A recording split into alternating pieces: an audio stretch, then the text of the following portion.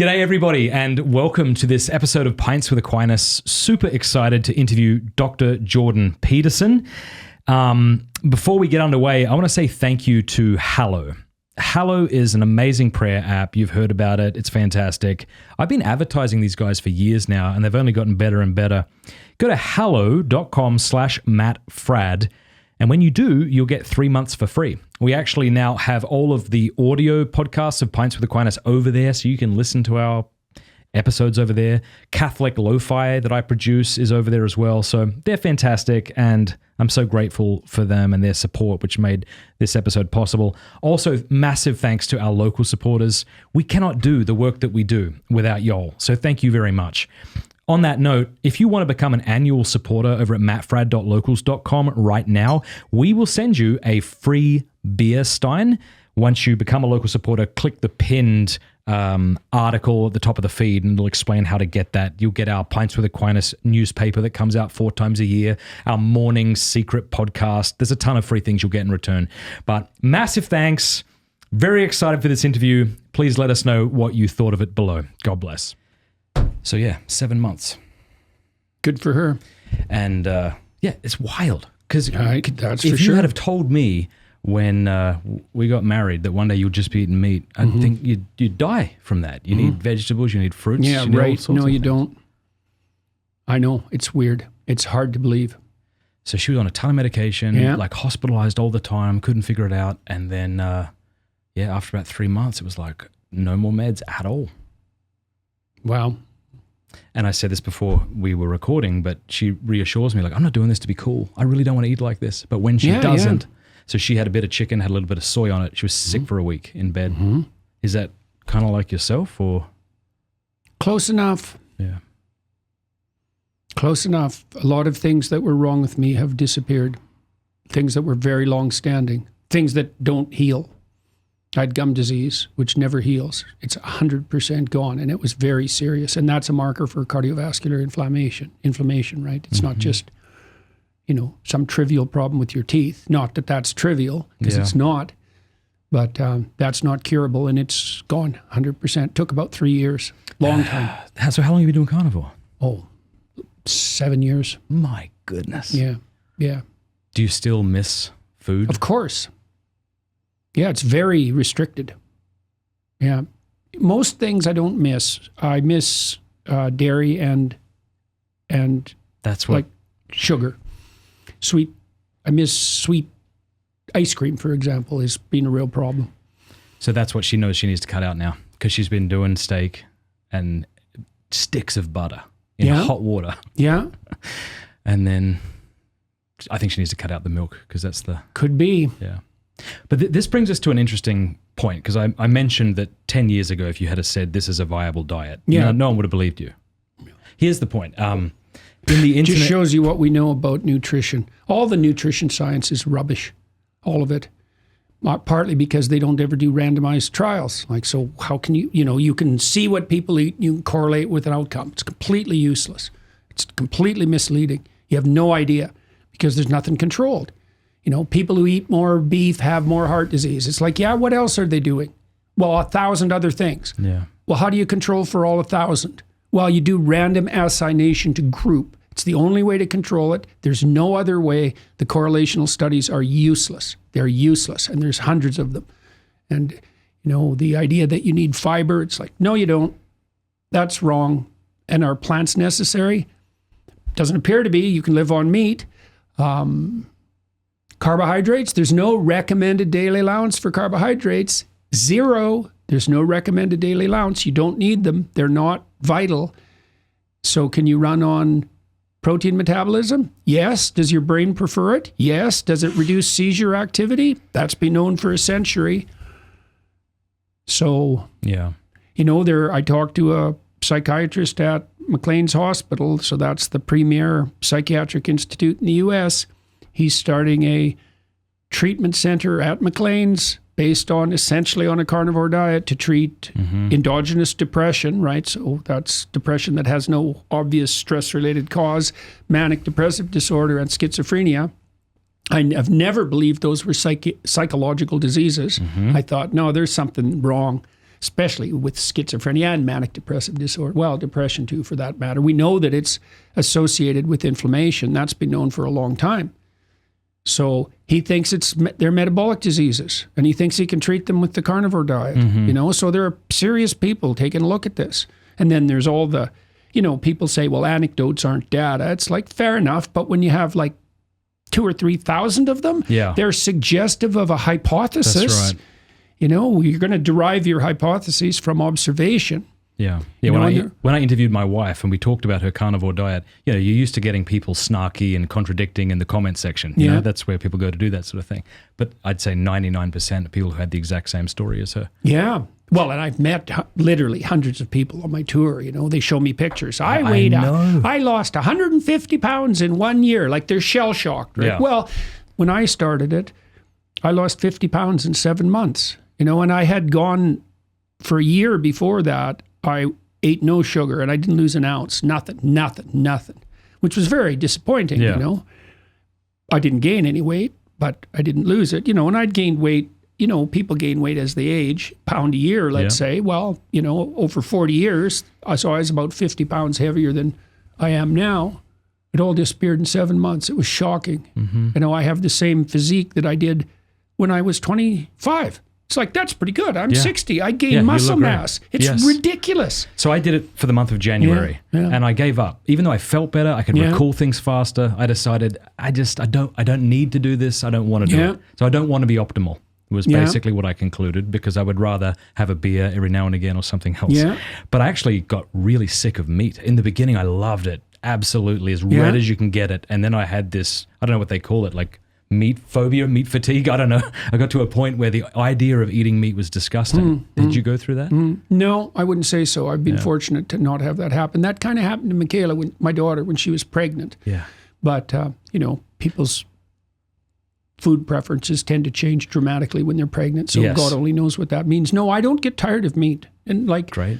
And the diet could be worse. I could be eating nothing but porridge. Yes. If you have to eat one thing. Yeah. Steak will do. Well, right. And so, But I was going to say, this brings up a broader point, because I was talking about, we in the internet age, we're being funneled information constantly, but it feels like information and lies. And it's conflicting, and it's hard to discern what's true. Yep. So I'm drinking this drink today, and it's talking about how recent science shows that we've misunderstood sodium, and maybe that's true. But the point is, from little things to big things to religious things, when I'm online, I'm hearing from different people who both look credentialed, both seem as passionate as the other, and they're telling me something that's conflicting. Yeah. And I was listening to a fellow recently called John Eldridge, who's an author, and he said that we've become disciples of the internet, in that we're being tutored by the internet, and not necessarily the content, but the means by which we use it, and it has led us to be weary, skeptical pragmatists. Do you get that? Because I meet people all the time who are so confident about political things, and I think, gosh, I wish I had your courage. I'd love to be that confident about things, but often I don't know how to be confident when I don't know how to assess. One of the things that happens when you start being exposed to a wide range of conflicting facts is you actually start to understand how unsettled, for example, even the basic science is in most situations. Like most of what passes for the settled science is nothing of the sort. Okay. Everywhere you look, if you're a scientist, everywhere you look into any given question deeply, you run into conundrums and profound sources of disagreement, even about what's hypothetically fundamental. I mean, the climate science is a good example of that. That's an appalling scam. How so? Well, here's the simplest way to look at it. You can tell me what you make of this. Okay, so we're essentially in a carbon dioxide drought by historical standards. So if you look at the proportion of carbon dioxide in the atmosphere over the last number of hundreds of millions of years, like a pretty whopping time frame, we're at a very, very low level. We dropped to about 350 parts per million by, say, 1850, something like that. Plants start to die at 250, right? Because they need carbon dioxide. So we were almost at the point where the plants were going to start to die. That's how low the carbon dioxide levels are. Now they have been increasing. Why? Well, some of that's probably man-made. That's not exactly settled, but we could give the devil his due and say some of that's man-made. Okay, so now we're up to something in the low 400s. And that's been increasing, and perhaps because of industrial output. So what's been the major consequence? The major consequence is that the planet is 20% greener than it was in the year 2000. 20%. This is NASA data. No one disputes this, by the way. The satellite imagery is absolutely clear. Okay. 20% greener. An area the size of the continental US has greened since the year 2000. So the whole planet is 20% greener. That's a big effect. Crop yield has gone up 13%. Right, okay. Where's the planet getting greener? Because you heard climate, global warming. The deserts are going to grow. Well, then it wasn't global warming because that turned out to be a scam. Then it was climate change. The deserts are going to grow. It's like, no, the deserts are shrinking. The deserts are shrinking because the planet is greening because there's more carbon dioxide. Okay, so why are the deserts shrinking? Well, because plants breathe, and they breathe through these pores called stomata. And when there isn't much carbon dioxide, the stomata have to be open, and then the water evaporates. And so if you increase the carbon dioxide, the stomata close, and that means plants don't need as much water, so they can invade the semi-arid areas around deserts. And that's what's happening. So I truly believe, I believe this to be the case. If you took a dispassionate look at the data and you looked at the effects of carbon dioxide, the biggest effect clearly by likely an order of magnitude is the greening effect. It's like, well, is that good? Well, it's the opposite was what was predicted, and the opposite was regarded as a catastrophe. Okay, so the opposite of a catastrophe is good. There's more plants and crops grow better. Okay, so what's the problem exactly? Well, you could make the case that it's still a very rapid rate of change, and any rapid rate of change has a destabilizing effect on, let's say, a given ecosystem. And so that's a fair objection. But if you're kind of fond of plants, 20% is a lot. I've never heard anyone make a credible case against that particular perspective. So I've talked to a lot of people now, a lot of very good scientists about climate change. And the last person I talked to was Patrick Moore, and he started Greenpeace, and then he left it when it got corrupt. And he's outlined the data pertaining to the levels of carbon dioxide in the atmosphere over very long periods of time. What the climate apocalypse mongers do is they take a very small section of time, like an arbitrarily small, and that's a big problem because when you're doing something like climate analysis, the time frame matters. You can't just pick the time frame that's suitable for your bloody hypothesis. That's not reasonable. And so you can say, well, carbon dioxide has been increasing over the last 100 years. It's like, okay, well, how about the last 500? How about the last 1,000, 10,000, 100,000, 150,000, 2 million, 10 million? What's your time frame and why? Well, I picked the time frame that's convenient for my hypothesis. It's like, no, you don't get to do that. Like, you seriously don't get to do that. And then if you combine that with the fact that we're in a carbon dioxide drought, Patrick Moore actually believes that if we wouldn't have started to burn fossil fuels, the plants would have started dying in about 500 years. So he actually believes that the fossil fuel revolution saved the planet. Wow. Yeah, right. Now you think, well, no. It's like, well, wait a minute. Where did all this climate apocalypse nonsense come from? Well, it was fundamentally pushed by the Club of Rome types starting in the 1960s who said, there's too many people on the planet. We're all going to starve to death by the year 2000. Commodity prices are going to shoot through the roof because there's not enough of everything. Right? That was, what the hell's his name?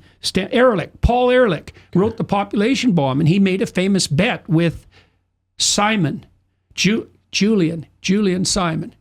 Sure, it's Julian. Might be Herbert. You guys, excuse me for Thursday. Look it up. Yeah. I think it's Julian. Anyways, a polymath, Simon, brilliant man, an absolutely brilliant man. He bet Ehrlich that he was not only wrong, but opposite. He said to Eric, like, you pick a bundle of commodities. Yeah. We'll bet 20 years in the future, it was something like 20 years, I bet the prices go down. You think they'll go through the stratosphere. They made a bet, famous bet, $200, not a lot.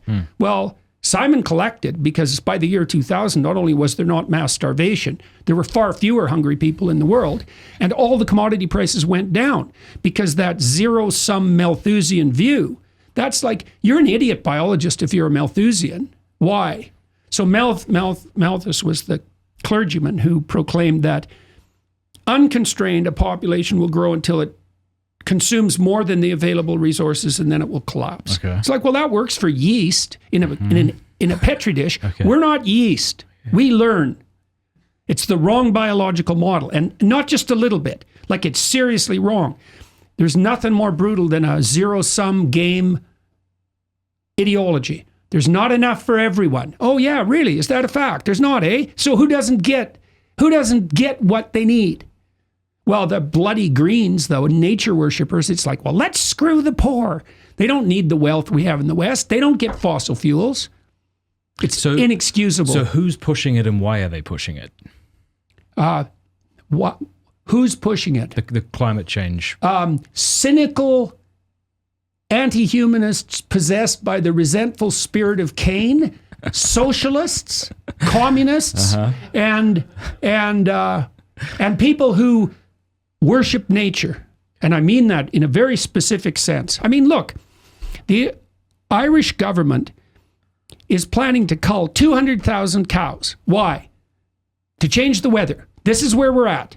The nature worshippers sacrifice cattle to change the weather. Right. We're right back in pagan times. And they are definitely nature worshippers. It's like, this word, the environment. What the hell is that? Yeah. The environment. That's Gaia. That's the new female deity that we sacrifice children to. The environment. You have to save the environment. What the hell is the environment? What does that mean? I grew up in northern Alberta. What was the environment? You go out in the bush in the spring in northern Alberta, you'll run smack dab into the environment, all right. Clouds of mosquitoes and black flies. Yeah. You'll be one miserable little primate, no time flat. Isn't it beautiful? Yeah. It's like it is if it's what would you call it? An impressionist painting of the French countryside. Yes. Yeah. I'm from Australia. A lot of deadly animals. They're not fun. Yeah. Nature. Right. Nobody lives in Australia, right? Except on the coast, clinging to the edge of the continent, because everything else is so formidable. I've heard that in Ireland, they have now forbidden people to build fireplaces in their house. Which there's lots of cities. There's lots of cities that are doing that. Well, they're trying to ban gas appliances.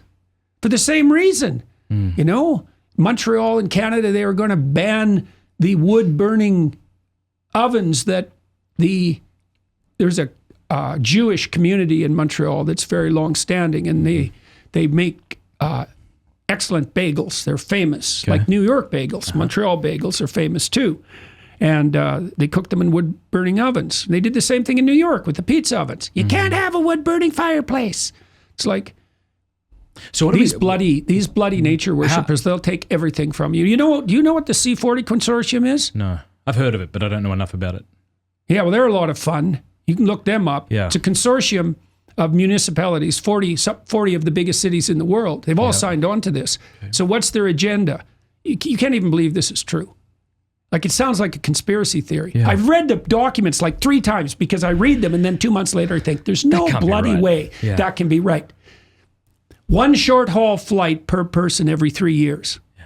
Right. 95% reduction in private automobile ownership. This idea we're going to have electric cars? Yeah. Everyone knows the grid can't withstand that. Okay. So what's the plan? You don't need a car, buddy. Yeah. Stay where you are. You ordinary person, you don't need a car. That's way too much. You're cluttering up the planet. No meat consumption. I know. No meat consumption. I'm in Europe right now. Yeah. And everywhere we go, it feels like people are evangelizing veganism to us. Yeah. Well, and finally, 3 items of clothing a year. That's their plan. No. Absolutely. 100%. 3 items of clothing. C40. 3 items of clothing. How much bloody clothing do you need? The planet's at stake. And you need to drive? What makes you so special? Yeah. What puts you above the rats and the weeds? Exactly. Stay home, watch porn, and get Uber Eats from the electric car and just shut up, mate. Yeah. Well, you get Uber Eats. What are you going to get? You're roasted what? Mushrooms? Soy. Yeah, so you can grow breasts as a man. Yeah, this is like the C40 consortium. It's so off the top. It's so off the charts. And what really there's a couple of things that really irritate me about the modern environmental movement, the Greens. I mean, the fundamental anti-humanism and the nature worshipping is bad enough, but this is really what pisses me off. The lefties, in principle, are for the oppressed, for the poor. Yeah, in principle. So what do? You restrict energy usage and you raise energy prices like they have in Germany. Okay, so who suffers? Well, obviously the poor. Now, how does that work? The economy is a pyramid. The people at the top have virtually everything. That's a Pareto distribution. That law that a few have, that's a fundamental law. It's not due to capitalism. It's way deeper than that. So a few rivers have most of the water. A few of the blood vessels in your body have most of the blood. A few stars have most of the stellar mass. A few planets have most of the planetary mass. Like it's an iron law of distribution. And it's related in some fundamental sense to the workings of entropy. It's been modeled with money, for example. So a few people end up with most, and that can be a social problem. Okay, now, so you have a pyramid.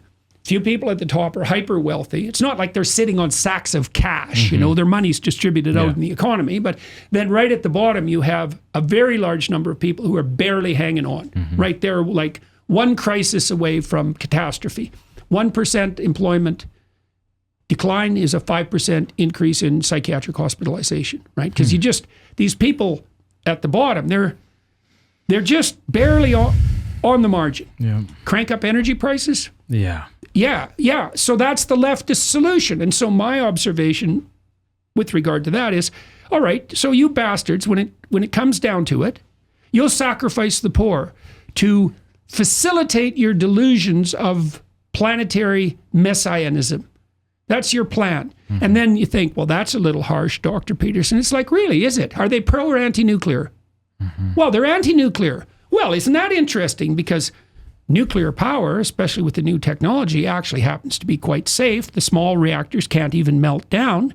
Plus, they produce 0 carbon dioxide. So what's the agenda here? Exactly. Is it like human beings shouldn't exist? Or is it we need to get rid of carbon dioxide? Well, if you want to get rid of carbon dioxide, why shut down the nuclear power plants? Especially when you're making energy more expensive, and that hurts the poor. And then there's something even more pathological about that. Because you might say, well, what happens when you make energy expensive? And the answer is, you make the environment worse, not better. So why? Well, poor people discount the future. So they live for the moment, and they'll burn up the future. That's what happens in the developing world. I mean, part of the reason it's environmentally devastated in the developing world is because people don't have the luxury to think more than past lunchtime. They don't have the wealth. If you bring people up to $5,000 a year GDP, they start being concerned about the environment. So what's the solution? Drive energy costs down, eradicate poverty. Everyone will become concerned with their children and grandchildren. They'll start taking local action with regard to the environment. Everybody has enough. Children have opportunity. And local activity that's devoted to environmental sustainability will spread. So what the hell's wrong with that as a vision? Well, it doesn't satisfy those who hate humanity. That's the answer to that. Then it also, those of us who are open to questioning the narrative are unwilling to, because we feel like it's the equivalent of denying the earth is spherical. Because it's been pushed on us for so long that you just don't want to be an idiot. And also people don't have time to look into the things that you've looked into. They're just going about their lives. And so I haven't found a serious scientist, and I can tell the difference between a serious scientist and one who isn't serious. What's the difference? About 1% of scientists are serious. Well, because it's like everything else. It's like most scientists, university researchers are careerists, and most of what they produce is nonsense. It's not replicable. But there are people who are devoted, just like there is in every enterprise. And what is it? If you have 10,000 neuroscientists, 100 of them publish half the papers. Right, that's the Pareto distribution, the square root of the number of people in an endeavor do half the work. Right. Iron law, the square root of the number of people in an economic domain have half the money. Okay. Right. So it's a very strange law. So the scientists, the real scientists, are the ones who are hyper-productive like that. And they usually have major league positions in high-end universities, right? Now, there's some other people that are, doing reasonable work, but and then they're in their 40s or 50s. They have like 200 publications or 100 publications. They're highly cited. They have a lot of graduate students. They've produced students. And they're skeptical as hell. And they know how to run an experiment. They know how to evaluate data. And I haven't found anyone like that who believes there's a climate crisis, that's for sure. There might be people who are somewhat concerned about carbon dioxide, although that's becoming increasingly rare, especially given the evidence of the greening. It's a complete bloody lie. The idea that 99% of scientists agreed, that was an absolute fabrication. What was it? There was probably a consensus, for whatever the hell that's worth, because not much in the scientific realm, that human activity was producing some effect on the climate. But that was as far as it went. Even the IPCC doesn't think that there's an emergency. And so why are we running around like chickens with our heads cut off, sacrificing the poor? It's like Al Gore. That's his game, or what's his name? The climate envoy. John Kerry, Skeletor himself. Oh my, everything's coming to an end. We have to act like there's an emergency. We have to lock everything down. We have to take everything from everyone. Why? So I can be seen to be the savior of the planet. Right. Brutal. Seriously. This has got to stop. It's not good. We should be making energy cheap. We could. The technology's there. We could drive energy costs down. And we could make the third world rich. And that's happened a fair bit since 1989 anyways, right? Since the Berlin Wall fell, and since many developing countries aren't absolutely committed to the most destructive possible economic doctrines, most of those economies have been growing. And so the proportion of people in poverty is far smaller than it's ever been in the history of the planet. And that's due, boys and girls, to capitalism, to free markets. Capitalism's, that's a word for radicals. It's the free market. It's free trade. I want to talk about your tour. So how long have you been on this tour? Since February. Okay. And how many cities do you hit up in a month or a week? 3. Okay. How important is it that you have a routine during this time on the road? And what does that look like? Well, the most important part of the routine likely is traveling with my wife, but she isn't traveling with me in the moment, and that sort of breaks things up. We've been on the road a long time, and so, it's more like life on the road fundamentally. And I write, and I have my podcast, which I do twice a week. So, I have do that while you're traveling? Yeah. I have a stable schedule, stable work schedule, and then at night, it's a routine in a way. I mean, the show has a structure. It opens with music, which is an excellent way to open a lecture. Indeed, it really makes a difference. It gets everyone focused. And I have a very good musician, David Cotter, opening. Sometimes my son opens, Julian Peterson, and that's fun. Is this a new thing you're trying, or have you done this forever? No, I've been doing it for quite a while. It's been 100 shows probably we've had music. And it's really useful because both musicians play at a very high level. So they set a high bar. It's very inspiring. It focuses people's attention. Then I run a couple of announcements about 2 projects I'm working on. 3 actually at the moment. An app called Essay, essay.app, that teaches people how to write. Yeah, there's a mobile version of that out now. And so if you use that, it'll teach you how to structure your thoughts and how to edit, which is crucially important. Because editing is how you separate the wheat from the chaff, right? You want to produce a lot of ideas, but most of them are stupid, so you got to evaluate them. And people don't know how to do that or why they should. An essay helps with that. We're launching Peterson Academy at the end of May, a soft launch, and that's my attempt to, put the universities out of business? I would love to do that. But at least to raise the bar for them. So like our plan, we have a great stable of professors, and I've been fortunate because of my podcast and my travels. I've been able to find great lecturers, and they're more than willing to work with me. And we bring them to Miami, and they film an 8-hour course in front of a white wall with a studio audience, and we filled the white wall background in with animation. It's very professionally produced. Yeah. There'll be I believe, and I've seen the trailers, which we'll release soon, and some of the courses, and I think I can fairly say that they are the best university courses by a good margin that have ever been produced. Awesome. And so, with any luck, we'll set a new standard, at least for the universities, and then we want to use AI to translate the courses. Okay. You can now use AI systems that will allow a lecturer to speak in a different language in his voice with the appropriate mouth movements. Wow. And so, yeah, it's a little wild. expensive at the moment. That's but what we're doing right now. You're not actually in the studio with us. We should have made that disclaimer. Exactly. It's just a deep fake. Yeah. And so what that should enable us to do is to bring university level education to the developing world. And so we can set a standard there, we hope. And accreditation is a bit of a problem because most of the accreditation enterprises are corrupt, just like the universities. And so if you go for accreditation, you end up walking down the woke path. So what we're going to do instead is we're going to give people 1 year, 2 year, 3 year, and 4 year certificates. We're going to structure a CV for them. We're going to tell employers what they've learned and what their performance indicates. We're going to set the performance standards high.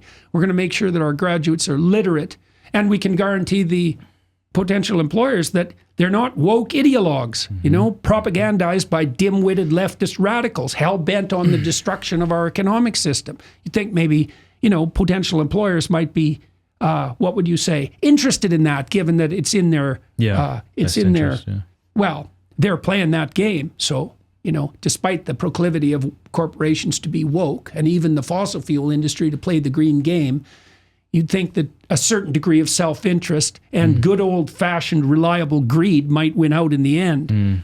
So, what do you do when you give a lecture and you feel like you didn't do a good job? I'm sure that happens. How do you handle that? I don't ever feel like I didn't do a good job. Okay. That's awesome. I feel like, that doesn't mean there isn't variation in quality. Yeah. I've lectured for so long that on this tour and the previous tour, I did a fair bit of it when I was pretty ill, often in bed like half an hour before the lecture thinking, there's no way I'm going to be up on stage in front of 5,000 people in an hour.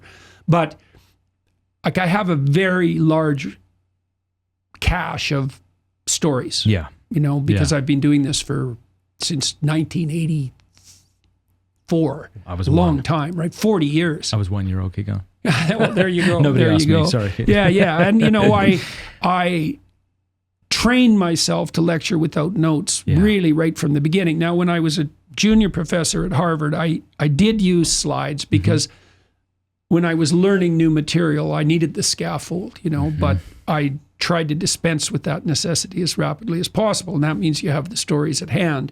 And so even if I'm, barely upright, I can string together a coherent story. That must be a lot of pressure to realize if I cancel this, all these people who've made plans, who've driven from you don't far, want to cancel. No, well, that's the other thing too with the tour. Like,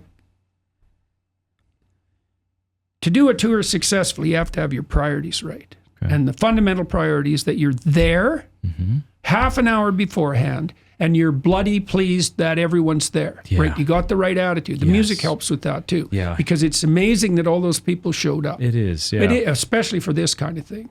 Yeah, you don't want to take it for granted.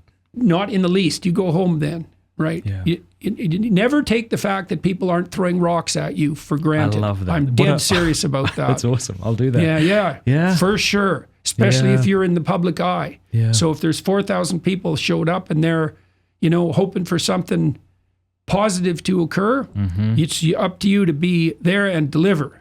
And so I have an excellent crew, logistics and security people. My tour manager, John O'Connell, is a star. He's been on the road forever. He was a stand-up comedian and toured for a long while, and he's been with me for 6 years. We've got it down to it's a well-oiled machine. So you're going all over. And I fly privately. Yeah, that helps me feed the plants. And so I'm pretty happy about that. Good. We've covered that. Yeah, that has to happen because the commercial airlines are sufficiently erratic so that... Well, not just that, but I wanted to ask you, at what point in your career did it become almost impossible to walk down a street or enter a coffee shop? It's been that way since about 2018. Yeah.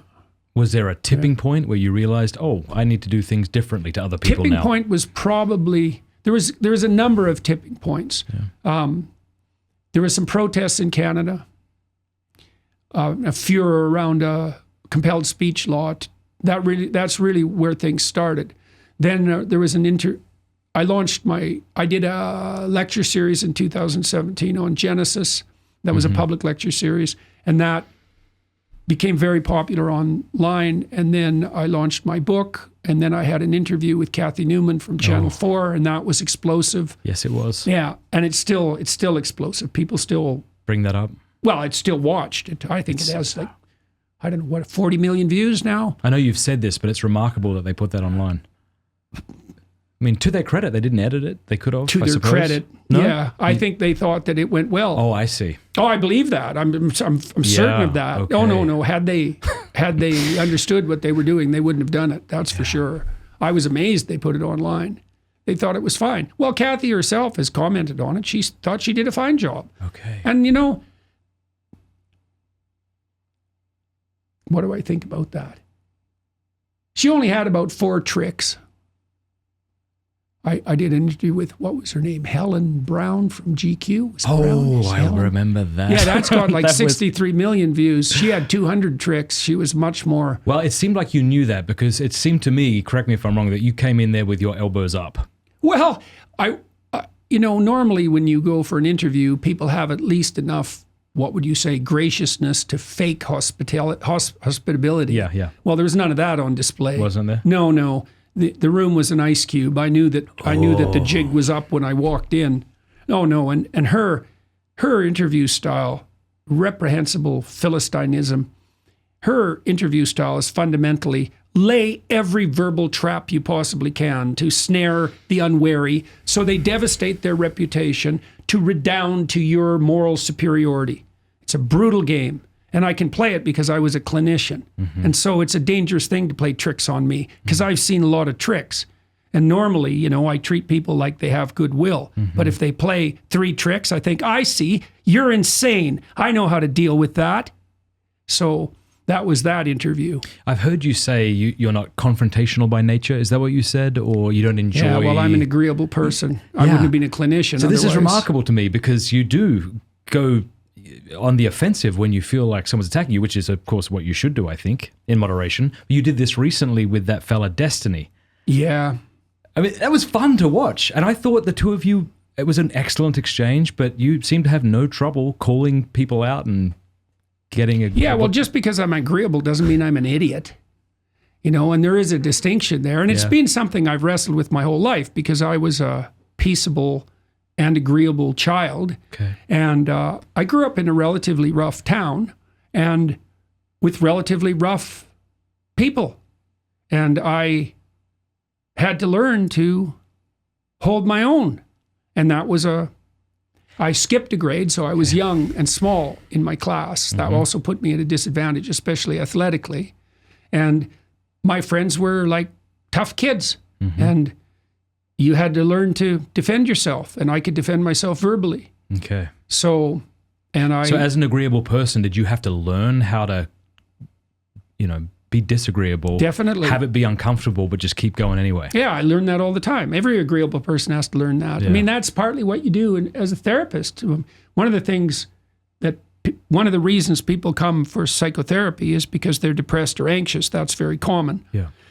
The other most common reason is for so-called assertiveness training, right? People don't know how to stand up for themselves. Well, those are agreeable people. They're other-centered and maternal in some fundamental sense. And the problem with that is that it's not a good strategy for dealing with snakes. Yeah. So, everyone's a victim. It's like, no, not everyone. Mm-hmm. Like, there are victims. Infants, for example, you could take care of them. They could use some care. Adult men, they're not infants. Yeah. But I thought it ended well, you and Destiny. Yeah.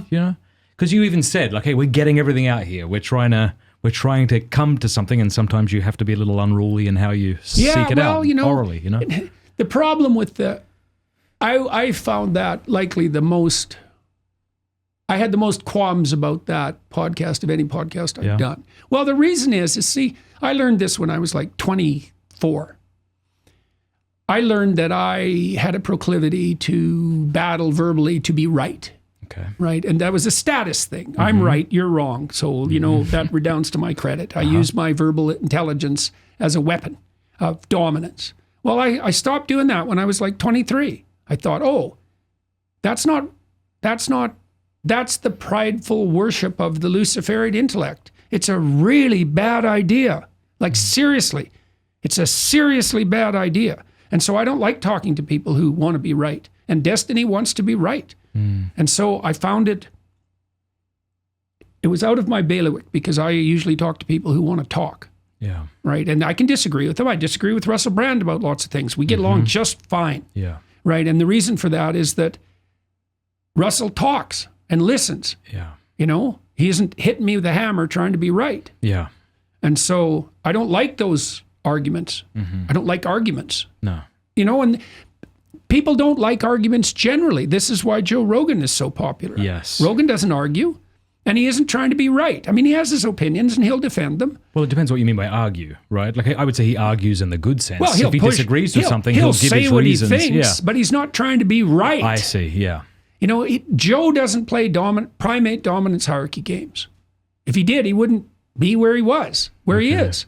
He's trying to learn. And he'll push back, but that's more a matter of... He's trying to understand what you're saying. You can use objections as a tool of inquiry. It's like, well, what about this? Because you want to see, does the person's viewpoint, is it possible for them to take that obstacle into account? It's like a cloudy thing that you're trying to bring into focus. Yeah, absolutely. Absolutely. It's the potential of the world that you're trying to wrestle into order. Oof. What was it like becoming super famous when you were 50? 40, 50? Well, it was probably better than 50. Okay, 50 what? Let's see, 2016, 54. So here's the question. How did you handle it well and poorly? And then the next question would be, what would it have been like if you were 20? Well and poorly. I had done a lot of clinical work, and I had a fair bit of exposure to the misery of the world. But when I started speaking to a much broader public audience, the magnitude of that misery became rapidly apparent. I didn't understand how many people there were who were literally dying for lack of an encouraging word. Okay.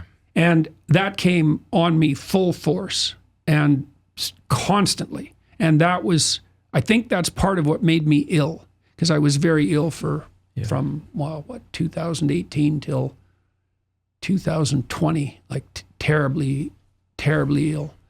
And there were a variety of reasons for that, but stress was one of them. I mean, I basically lost my job. I lost my clinical practice, which really hurt me because I knew those people, man. They knew me better than anybody they'd known in their lives. I had relationships with all those people. And that just became impossible. And I was also being investigated by the tax authorities. And all this else, yes. And they admitted 3 months later that they'd made a mistake. It's like, oh, thank you for figuring that out. Your timing could have been better. Yeah. And so that was stressful. And then with the exposure to all that misery, that was a lot. And so could have I handled it better? I mean, I guess, does that surprise you? Because I suppose a lot of people out there go, God, I wish I was... I don't know if anyone actually says this anymore, but I wish I was famous or something like that. But people the stress of that is what you're referring to, huh? And did you realize what that stress would be like as you grew in popularity? Because you didn't seek it out. It feels like it came and sought you out. Yeah, well, it's a little of both, in some ways, because I put all my lectures on YouTube. That was more curiosity. I've tried to stay on the cutting edge of technology to the degree that I'm capable. And when YouTube popped up, I thought, what the hell's this? Permanent video. Permanent video. Oh, permanent video. That's sort of like the printing press, except for audio and video. We now have a printing press for audio and video. What the hell's that? Well, that's a Gutenberg revolution. Better jump on that. So I started, this is when YouTube was still cute cat videos mostly. I thought, I'll put my lectures online and see what happens. Yeah. You know, and they started to grow. By the time everything exploded around me in 2016, I had like 200 hours of lectures online, which really saved me, right? Because people came after me when I opposed idiot Trudeau's idiot legislation. You have to use pronouns. It's like, fuck you, buddy. Seriously, you try to get control of my tongue and see what the hell happens. So I knew what that meant. Anyways, you know, I got pilloried for that, for my meanness, even though I could see what happened. I told that bloody Senate in Canada in 2016 that they were going to produce a psychological epidemic among young women. I knew that. I thought, okay, what are you doing? You're confusing people about their sexual identity. Okay, well, who's most confused? Oh, young women. Who are sensitive to psychogenic epidemics? Oh, young women. Oh, I see. So we're going to confuse adolescent girls about their sex. How's that going to work? Oh, we'll have a psychological epidemic. Well, that's exactly what happened. And I could see that. I knew the literature. There's a literature on psychological epidemics going back 300 years, outlined in a book called The Discovery of the Unconscious, which is a bloody classic, a great book. Yeah, it's a great book. And so I told the Senate that. Anyways, people came after me for being mean. Can't you just, you know, call the poor victims what they want? It's like, not if they're going to force me. Thank you very much. Did you have to learn how to handle that level of criticism? I mean, it seems like you've grown into it. You're okay with it now. But in the beginning, do you remember it being... You got to be afraid of the right things. Yeah. So you learn to handle it. It's like...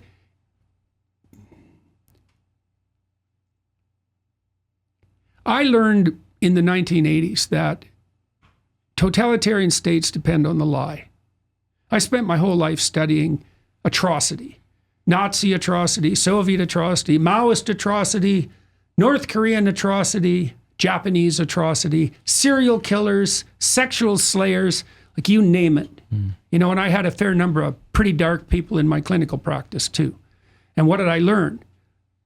Lies lead to hell. And I learned that. It's not some hypothesis. It's like the Soviet Union was a tangle of lies, just like Maoist China, just like bloody communist China now. That's hell. So how do you get to hell? You lie. How do you stay away? You tell the truth. Okay, so what am I afraid of? Like politicians? Journalists? No, hell. Right. So you got to have your fears in order, man. Yeah. And I know you don't lose control of your tongue. You sacrifice your soul and the state and everyone you love. You don't know it. You know, you're maintaining your silence to protect yourself. It's like, yeah, good luck with that. That's never worked. That's the moral of the story of Jonah. When God comes knocking and says that you have something to say, it's time to open your mouth. So I knew that. What's it been like having tens of thousands more tell you how much you've helped them? Well, it's great. And how have you not, fallen into, or how do you struggle with the sin of pride when everyone's telling you how wonderful you are constantly? Maybe it's balanced by everybody telling you how much you suck. Look, so there's a paper written by Carl Jung. It's a brilliant paper. It's very hard to understand unless you know what it's about. It's called Relations Between the Ego and the Unconscious. Okay. And he talks in there about the danger of inflation, right? Which is identifying with the redemptive process, let's say. You could do that if you're a therapist. It's like, are you helping? Well, the process is helping. Is that you? Well, you know, why was I a good therapist? Well, I read Rogers, I read Maslow, I read Jung, I read Freud. I mean, there's all these people I depended on, right? And much more than that, you know, like, and all of that was founded on a tradition that was even deeper because the psychotherapeutic endeavor is an extension of dialogue. It's an extension of redemption by logos. This isn't me. Okay. I know the difference. You know, I know the difference. It's not it's like, let's say you have an IQ of 150. Well, you don't take pride in that. Well, why? It's not you. It's a gift. It's a talent. It was something that you were awarded, let's say. Okay. You have a responsibility to use it with integrity. Beauty is the same way. It's not you. I mean, you can screw it up. Yeah. You know, but that's the sin of pride. And so I've integrated the thoughts of many people, but And what's my contribution to that? Well, some furtherance of it, some integration of it, certainly capitalization on the opportunity to communicate that to a broad audience. But I don't,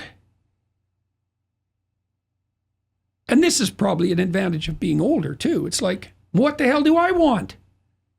You know, there's nothing in it for me, particularly. I'm not that interested in, am I interested in status?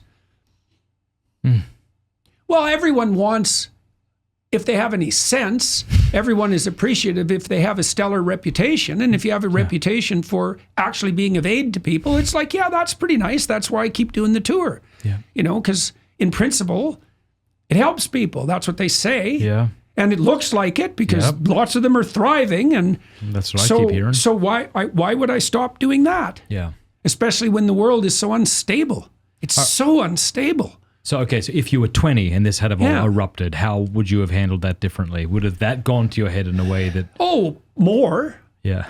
You know, you have to put yourself in the situation of people who were in that situation. That's part of the reason it's been interesting to talk to Russell Brand. You know, when I saw Tiger Woods fall prey to temptation, I thought, well, all you moralizers, you don't have a bloody boatload of Swedish bikini models waiting for you in a bus at the end of your day. Come back to me when you've had that and you've declined them. That's for sure. That's right. That's for sure, man. That's failure to be offered temptation is not a moral virtue. Amen. Right, that's for sure. Yeah. And so you should step lightly. You know, and talking to Russell's been very interesting in that regard because, you know, he took advantage and the opportunities were offered constantly, and the culture, of course, rewarded that immensely. Yeah.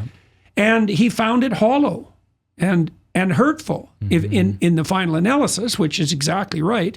Would have I fallen prey to that when I was 20? More, you know, more. You've said something once, and it gets into what we're talking about here, and I really like it, so I'll change it a little bit for what we're talking about. What's interesting isn't why Tiger Woods would do such a thing or why someone would get addicted to porn. You're like, well, it's obvious. Or cocaine. Yeah, of course. Absolutely. Are you kidding? It's amazing. I'm sure it feels terrific. What's interesting is why someone would decide, no, I don't want to live like this anymore. Well, it's the same thing with fear. Why are people afraid? That is a stupid question. That's a stupid question in light of our knowledge of our own mortality. Yes. The whole mystery is, how are you ever not terrified out of your skull? Yes. Yeah, well, that's the fundamental religious question. That's something I really learned from, well, some from neuropsychology and the study of the brain, but a fair bit from Jung too.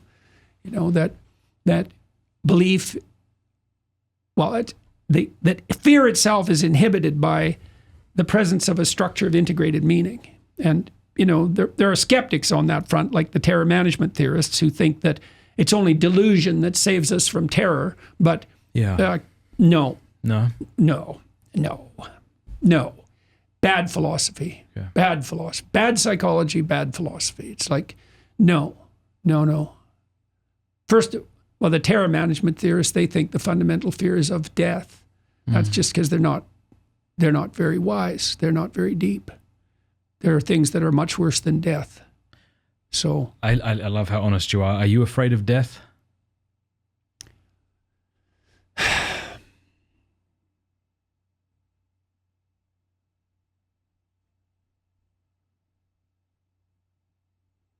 I afraid of death? I'm afraid of dying. Yeah, the pain of dying. Well, you know, that can be trouble. Yeah. You know, I was very ill. In a lot of pain for 3 years, like more pain every day than I'd ever experienced at any second in my previous life, constantly. And so that was, and my wife was dying at the same time. And so that was a lot. I'm afraid of that. There were lots of times, most of the time during that, death would have just been a relief. It's like if there was a button, I would have pushed it. So, well, partly because it didn't look like it was ever going to end. And I thought, well, God, I'm just a burden to people around me. So, but, you know, most of that receded. And my wife lived too. So away we go. We both feel like we landed on a different planet. Seriously. I have worked a lot with people who are trapped in pornography and want to be free. I would love your advice here. 2 questions. One would be, why should young men quit porn?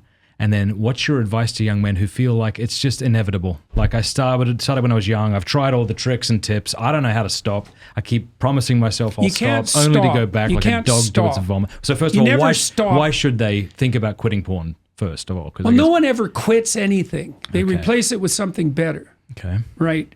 I mean, so let's say alcoholism. Let's start with alcoholism. Well, why do people drink? Well, if you like alcohol, that's a stupid question. Like I really liked alcohol. It was pretty bloody obvious why I drank. Why? Well, it made my social relationships feel closer. Yeah. It woke me up. It quelled my anxiety. And it knocked out the part of my mind that was concerned with future consequences. So it was like impulsivity. So like you don't need an explanation for that. And some people are particularly susceptible to that alcohol effect. I had a colleague named Frank Irvin back at McGill, and he had a monkey ranch on St. Kitts, green monkeys, vervets, if I remember correctly. I think that's what they are. And he'd feed them rum and Coke. 5% of them would drink Tacoma on first exposure. Okay. Right, 5%. It was like alcohol? Huh. Just like Barney Gumble in The Simpsons. Where have you been all my life? Yes. Right. Well, so how do people quit drinking? Well, no treatment centers work. Really? No. But people do quit. The most reliable cure for alcoholism is religious transformation. And that's been known even among the secular, what would you say, psychiatrists for like 80 years. Well, what happens when you decide you're going to do something other than drink? Okay. You got to get rid of all your friends because all your friends are drunks, right? You got to get rid of probably a fair chunk of your family.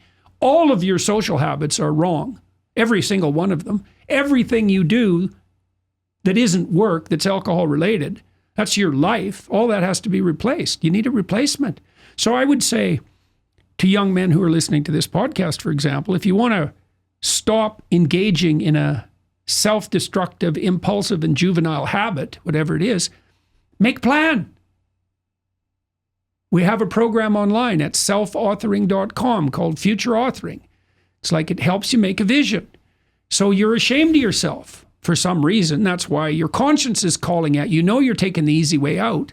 Okay, what are you being called to? Why are you plagued by doubts about the appropriateness of your behavior? Well, because something is beckoning to you. Well, what? An unrealized vision. So in the Future Authoring program, people are asked to, okay, so here's the deal. It's like a covenant. Here's the deal. 5 years from now, you can be who you would like to be, and you can have what you need within the bounds of reason, if you specify it. So if you could be who you would like to be, and if you could have what you think you need, in principle, what would that look like? Well, you start specify targets. So we say, well, write it down for 15 minutes. Don't get too self-critical. Just think, we ask questions. Who do you admire and why? And what do you think you need and why? And what would you want if you could have it? Then we have people do the reverse. Okay, now picture yourself 5 years out and you've let your bad habits take full control, but you're 5 years older. Right. So what does that look like? Yeah, well, it should be scary. Like what's the little hell your whims are aiming at? So what are you? You're the 35-year-old creep at the bachelor party who's still involved with pornography, who still has the mind of a 16-year-old and is getting kind of perverse around the edges because everything he watches is getting a little more brutal. Right? You're that kind of scum rat creep. That's your destiny. You want that? Think about it. Think about exactly what sort of hell you'd involve yourself in. You bloody well know where your bad habits are likely to. Some people end up on the street. Some people that women end up as hookers. There's addiction. There's pimping. There's what? There's like brutal cynicism. There's lots of hells. You have yours. You can be sure of that, where your temptation would lead you. You want to think that through and decide if that's where you want to go. And then when you're tempted, you can think, oh, that's a pathway to hell. Maybe no. right? You need both of those. That's why in the archetypal realm, the moral landscape is anchored with heaven and hell.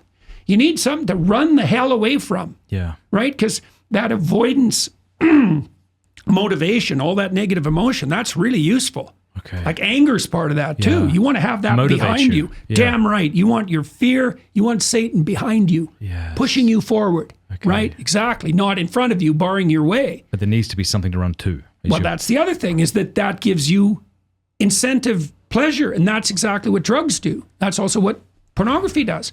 Like technically, you experience a dopaminergic release in relationship to a goal. And when all the drugs of addiction produce dopaminergic release, all the bad habits, right? You got to replace that. Well, with what? Movement towards a valid goal. Well, what's your goal? Well, then we ask people in the program, it's like, okay, what do you want in a relationship?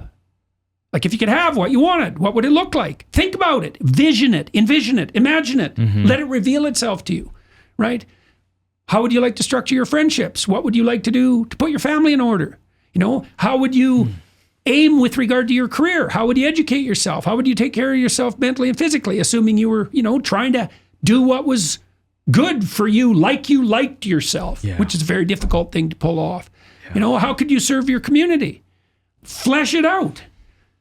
We did that with young men who were on their way to trade school in Ontario.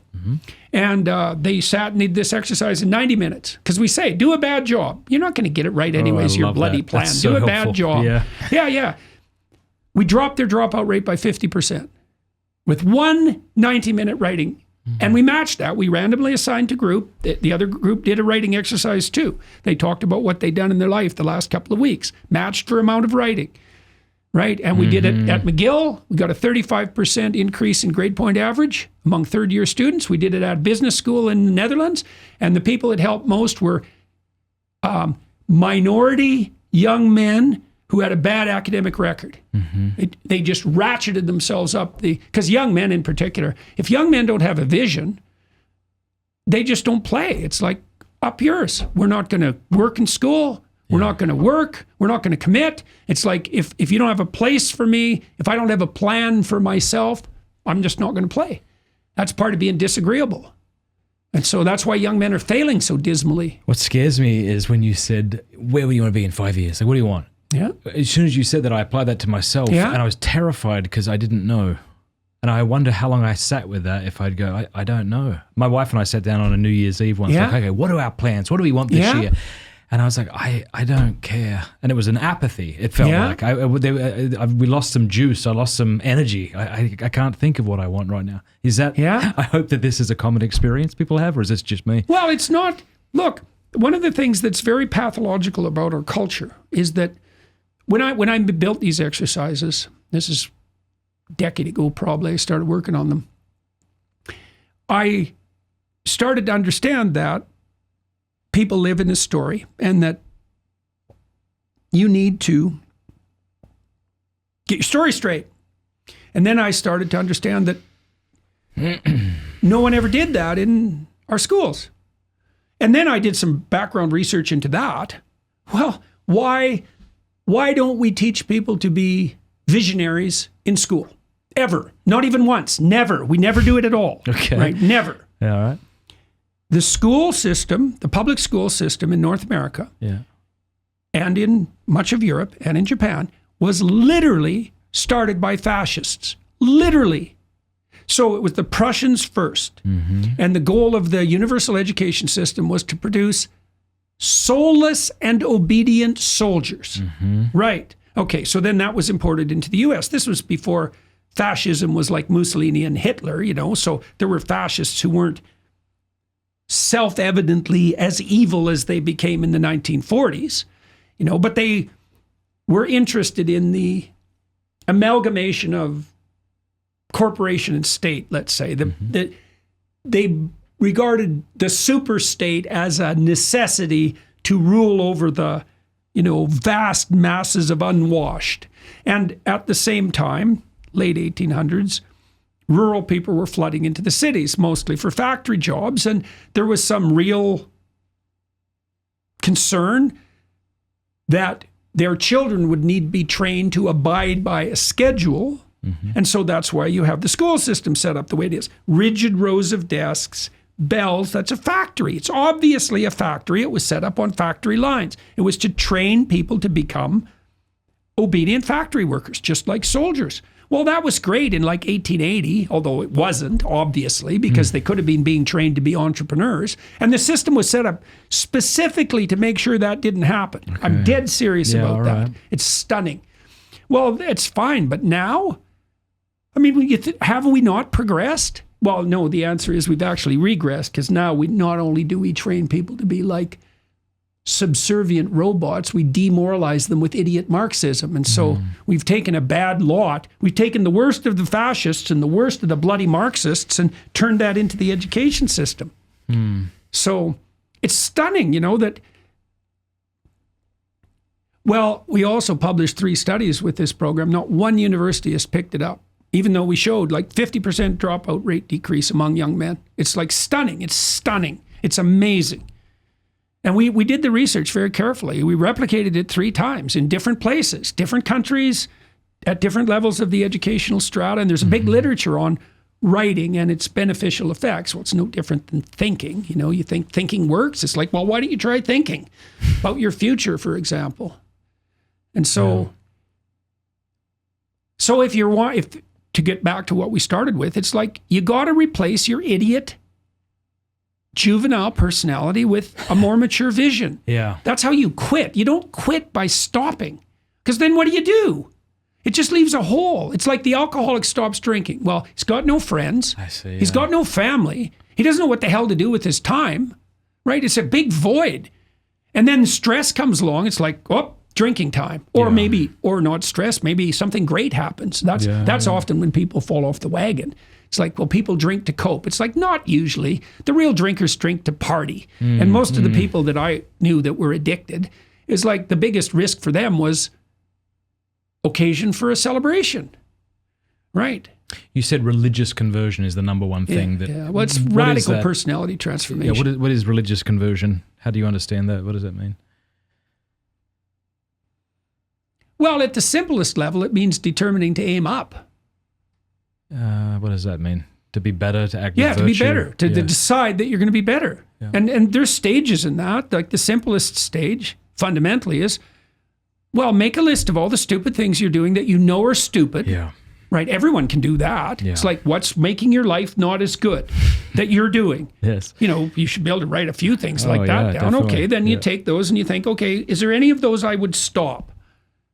Right? And then you start with that. And you make a commitment. So, for example, in the biblical stories, when Abraham, this happens very frequently when someone attends to the call of God. So when Abraham attends to the call of adventure, because that's how God's represented in the story of Abraham, the first thing he does, he agrees to leave his comfort zone. He leaves his tent. He leaves his father's wealth. He's 70 years old. He's never been out in the world. He decides to go out. He builds an altar and he consecrates it to God. What does it mean? Well, it means that part of the adventure is upward aim. You consecrate yourself to that. You make a decision. This happens. This is what people do when they decide that they're going to change their life. It's like, oh, I'm doing something wrong. I'm going to try to aim up. Okay, well, you're blind and stupid and sin-ridden. And so how do you know what's up? Well, you probably don't, but you might know something about what's down.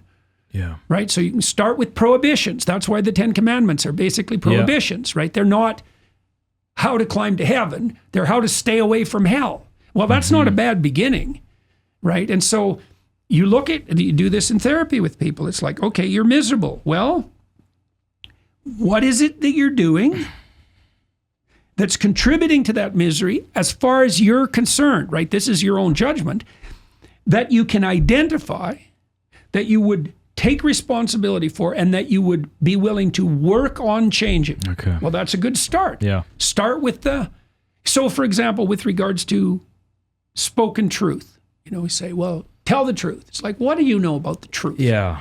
Right. Okay, fine. You're ignorant and deluded. Okay, so what do? Stop lying. I love that. Yeah, which lies? Yeah. The ones you know are lies. Yeah, at least don't. Right? At least those. Just those. Just start with that. Don't say things that you know are false. Right. And so practice that. And then what happens is your capacity to discriminate improves. Right. And then you think, oh, that's a lie too. And oh, that's another lie. It's like lies everywhere. When I figured this out in my 20s, when I was working on the problem of atrocity. And I realized that lies were associated with the dominance of a totalitarian state. Okay, I thought, I'm going to stop lying. Well, what did I figure out? 95% of what I did was a lie. It was a stunning shock. Wow. It was a shock. Because like I said earlier, I had a proclivity to use my intellect as a status tool, a weapon, something I was proud of. Because I was a smart kid. And so whatever status I had, reputation, let's say, was built on that. And, well, that's an invocation to pride, fundamentally. That's the Luciferian intellect. It's the worst sort of sin, maybe. When you were a kid or in your teenage years, did you ever flirt with religion or atheism? Did you ever adhere? Socialism. Did you? Yeah. Yeah, well, I went to church till I was about 13, and then... Were your parents Christian? My mom went to church. Were they Christian? Fundamentally. Yeah. My dad didn't go to church. Does he regret that now? Probably. My mom went, and she was, in the pack of ordinary believers, habitual churchgoer. She liked to sing. It was a good thing for her. She was not happy when I stopped going. She gave you the choice at 13? Well, I don't know if she gave me the choice. I stopped going when I was 13 as well. How much control do you have over a 13-year-old? I just made it miserable for my mother until she gave in. Well, yeah. Right. What do you think the best argument for atheism is?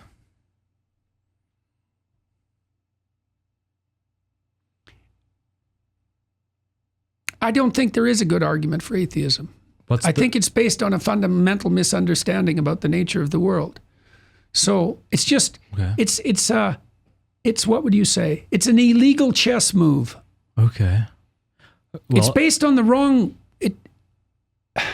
This might just show that I don't understand you, but we'll get to it if I don't. The best argument for atheism. What's the best of the worst arguments? Materialistic determinism is the best argument for atheism. But isn't that a philosophical sort of assumption or axiom? That's a problem. Yeah. Like for me, I think it would be if this, and let's just choose the Christian God, if he exists and wants me to know him and save me, wouldn't he make it easier? Why does he make it so difficult? Why does he seem to hide? And because you have something to do. Okay. You have something important to do. It's no game. The price of life is death. It's not a game, right? There's evil too. You have something to do. It's not easy. In fact, it'll take everything you have. Everything. Right? That's why you're to consecrate everything to God. You're not an infant. But you're not being treated by God like an infant. You're being treated by God like someone responsible moral agent. He doesn't just want comfortable little pets in his habitat, someone to be made in the image of God is to be someone who wrestles with potential. To genuinely wrestle with potential. That's right. Okay. Well, that's the tohu vabohu that exists at the beginning of time. Right? The potential, the watery chaos. Okay. The Spirit of God sits above the chaos, the primordial chaos, and extracts order out of that. That's what you do as a conscious agent. And you do that. You do that in a way that is aimed towards hell or aimed towards heaven. Really. But you wouldn't think people who claim to be atheists are necessarily irrational? They're perfectly rational if you accept the initial axiom, but I don't accept the initial axiom. What's the original? Like I said, it's something like a materialist determinism. Yeah. No. First of all, whatever matter is, and we certainly don't understand it, it doesn't look at all like something deterministic at the highest level of resolution. Mm-hmm. There's something very weird going on down there at the quantum level, and what the philosophical implications of that are, God only knows. But there's no easy determinism in the physical realm. So anybody who claims that is like stuck in the world of Newton. They're like in 1830. We're way past that. What if the person just says, all right, I'm open to believing in God or not believing in God, and I've seen no good evidence or arguments for God's existence? It's like I said, it's an illegal game move. It has nothing to do with... See, the problem with that argument is that it's an atheist argument right from the beginning. Well, what's the evidence? It's like, Belief in God is not propositional acceptance of a set of descriptive facts. That's not what it is. It's commitment, right? So what does it mean to follow in the footsteps of Christ? To believe. It means to hoist your cross and walk up the hill. It doesn't mean that you say, what does Christ say? Not all those who say, Lord, Lord, will enter the kingdom of heaven. Yeah. Well, that's for sure. Yeah. What? It's not, the religious doctrine is not a scientific theory. It's not something you believe like you believe a description of a set of facts. Okay. It's a mode of being. It's a mode of apprehension. It's a mode of perception. It's a mode of action. I'm pushing back to see if I can that's understand fine. what you're getting at. Like, in order for me to marry my wife, I need to know she exists, and I need to know she's interested in me, and I need to be able to pursue her, right? To marry your wife, you need to take a leap of faith. But I need to know she exists first in order to... Oh, true. So that's what I'm saying with God's existence. If God does exist, surely I need some kind of reason to think this isn't just a story I'm telling myself. Conscience. Where does that pesky little thing come from? I think there's three options. Okay. One might be we evolved this way. That's fine. I'm perfectly happy But with that here's my problem with that. Yeah, because if you say, okay, if we were raping and pillaging, we would have never gotten this far as a species. Therefore, these things have become taboo or something like that, which is a far cry from saying they're somehow objectively wrong or mind independently I don't know. It's not evil. so far. It's not so far. No, I think the evolutionary biology and the religious will dovetail perfectly. Well, okay, but then here's the thing: God is the deepest instinct. If I now know that it's evolution that's wired me thus, I can choose to disobey it. It's lower than me. I could be Raskolnikov, presumably. I could go against well, it. Of course. And another source would be individuals. Like, you could tell me I'm a bad person to do X, Y, or Z, or praise me if I do other things, and I might feel good or feel bad. Or collectively as society, you can say this. Yeah. But just as you have no right, it seems to me, to determine how I ought to live, collectively, why would you have any more authority? That's Raskolnikov's argument too. So it seems okay. So or the Marquis de Sade. So this objective morality could come from beneath us in evolution, from outside of us on our level. Yeah. Maybe it comes from above us, and then it's like, okay, if it comes from above us, is it in some sort of platonic form? And if it is a platonic form, is there a commandment being issued? And why do I need to be obedient to a platonic form? So you don't end up in hell. That's why. Right. So I could, No, but seriously, that's why. I see. It's like, this is sort of like violate the moral order and watch what happens. Go right ahead. I'm with you. This is the sort of Aristotelian Nicomachean ethics idea, right? Where like eudaimonia is just flourishing. And so it's like there is a way to act. You put yourself in alignment with the cosmic order. Yeah, but I could choose not. Yeah, I could choose not to do that. Sure, which you can choose to go to hell. Yeah, absolutely. Yeah. And you might think, well, it'll be a fine ride on the way, and maybe it will, but that's where you're headed. So no, everything has to be put in proper order. That's why Christ says that he calls upon his followers to be perfect. Why? Because everything has to be put in the proper order. Why? Because otherwise it falls into disorder. It's like, is that good? Well, if you want disorder. But what are you going to do? You're going to heap burning coals of fire on your own head? Well, you can. That's hell. Every devil shoveling the burning coal on his own head. Right. I'm still trying to get at this. All right, so what if I just say, all right, I can't believe in some invisible sugar daddy up in the... this is not what I think. Invisible sugar daddy up in the clouds who's going to give me a theme park if I just quit masturbating, all right? I can't believe that anymore. It just seems like it's bullshit and it's a fairy tale that people tell themselves. Well, it is and it isn't. It's a concretized representation, but it's not without its wisdom. Like, there isn't anything more complex in the cosmos than a human psyche. And to think of the psyche, let's say the Father, as a representation of the highest spirit, it's not prima facie absurd. It's not a bad metaphor. So I'll give you an example of that. So imagine all the admirable men you've ever known. Doing it now. Okay. Well, they have a unity, right? It's the unity of whatever makes them admirable. Yeah. Right. So they all reflect the same spirit. Seriously, they're all approximations to the same spirit. Well, what's that spirit? Well, it's the God of Abraham. That's what it is. This is a definition. Yeah, all right. So God is the benevolence that shines through the good Father. It's a definition. Just like God is the call to adventure. Or just like God is conscience. And you think, well, that's not God. It's like, well, have it your way. Like, you're playing games. You're playing games. But surely it's not playing a game to just be curious and say, okay, maybe there is no such being as God. Maybe Jesus wasn't the second person of the Blessed Trinity. Maybe heaven is a myth. And yet these stories help me flourish for some unknown reason. And so I'm best to go along with it. But it's hard to really get on board with something. Well, you can't commit to that. No. Yeah. This is an all-in enterprise. Okay. It's an all-in enterprise. So in the story of Cain and Abel, for example, Abel offers his best. And God accepts it. And Cain doesn't. Cain offers what's second best. And God rejects it. And that's life.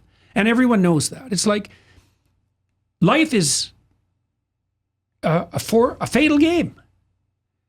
And it's going to require everything you have. And everyone knows that. It's like you can offer your second best and be accepted? No. First of all, you won't even accept yourself under those circumstances because you'll take no pride in your... No, not pride, wrong word. You'll take no solace in your accomplishments if they're of second-rate quality. Yeah. Right? You can't If fool you could yourself. have done better, yeah. That's for sure. And the times when you're somewhat satisfied with your miserable existence, well, that's when you know you've put something on the line. Right? And that's what you're called to do by your wife and by your children and by your community, by your conscience. Well, that's all a reflection of something real. And you might say, well, not transcendentally real. It's like, well, why not? Okay. Why not transcendentally real? Yeah. What do you think? We're made in opposition to the spirit of the natural order? Is that your theory? Or we're random? Really? Random. That's your theory, is it? That's not a very smart theory. Okay. There's nothing random. There's some random mutation, and even that's not true. You know there's a hierarchy of mutational repair? No. Yeah, well, this has been discovered quite recently. Mutation is random. No, turns out that's not true because mutations that occur to genes that are crucial for survival are repaired with 100% accuracy. There's some room for experimentation out in the margins, but not at the center, just like in life itself. It's like, and whatever shaped us isn't random. The mutation process, part of it is random. And I suppose we capitalize on chance, but as an explanation for the nature of being itself, it's like no one knows how life arose. No one knows anything about consciousness. Yeah. Not the least. It's a byproduct of neural activity. It's why isn't your solar plexus conscious then? Yeah.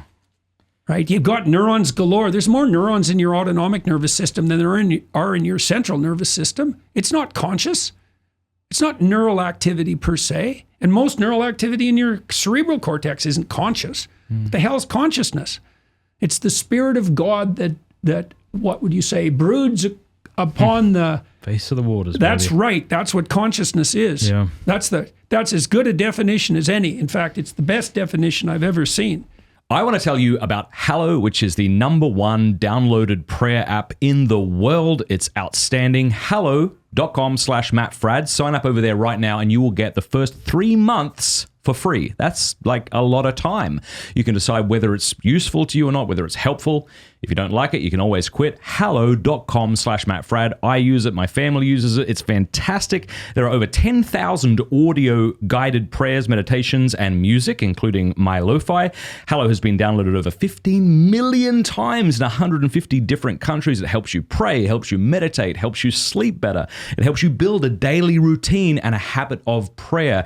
There's honestly so much excellent stuff on this app that it's difficult to get through it all. Just go check it out. Hallow.com/Matt Fradd. The link is in the description below. It even has an entire section for kids. So if you're a parent, you could play little Bible stories to them at night. It'll help them pray. Fantastic. Hallow.com/Matt Fradd. I want to tell you about a course that I have created for men to overcome pornography. It is called strive21.com/Matt. You go there right now, or if you text STRIVE to 66866, we'll send you the link. It's 100% free, and it's a course I've created to help men, to give them the tools to overcome pornography. Usually men know that porn is wrong. They don't need me or you to convince them that it's wrong. What they need is a battle plan to get out. And so I've distilled all that I've learned over the last 15 or so years as I've been talking and writing on this topic into this one course. Think of it as if you and I could have a coffee over the next 21 days and I would kind of guide you along this journey. That's basically what this is. It's incredibly well produced. We had a whole camera crew come and film this. And I think it'll be a real help to you. And it's also not an isolated course that you go through on your own, because literally tens of thousands of men have now gone through this course.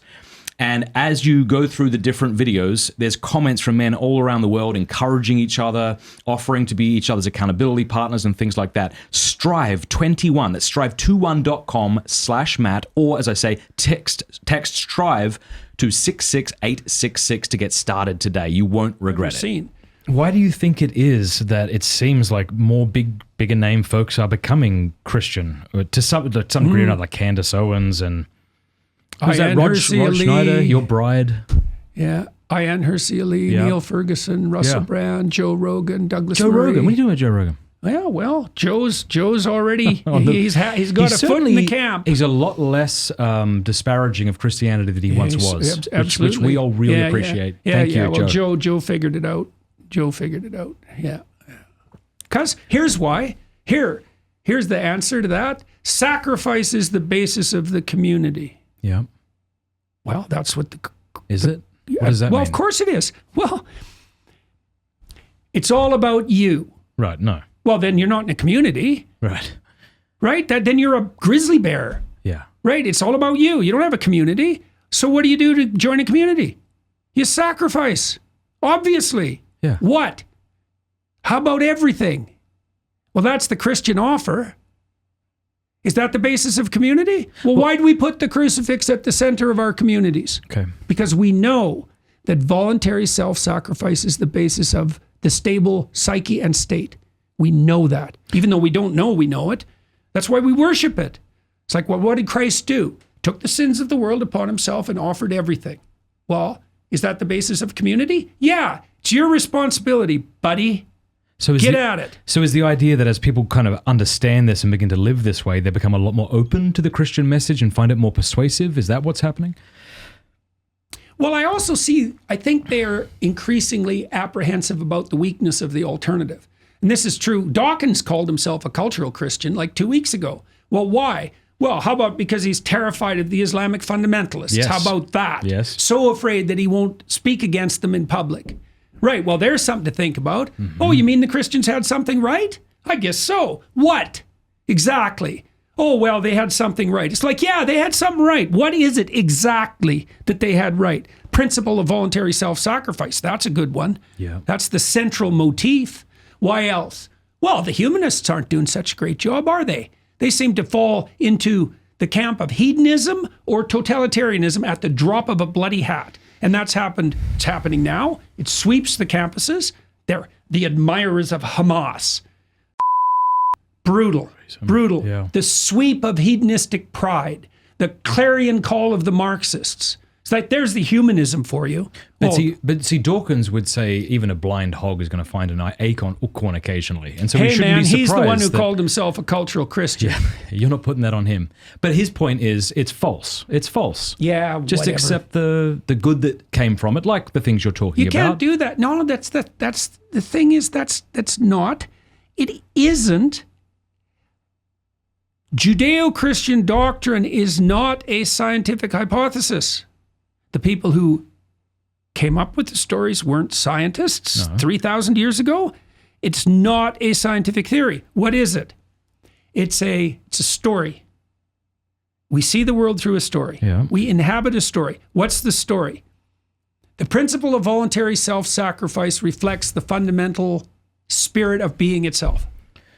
Why can't it be a story and there be no historical Jesus? Like, why can't it just be a made-up story that's really helpful? The simplest explanation for Christ involves his historicity. I think that's just a non-starter. It's just simplest to assume that he existed.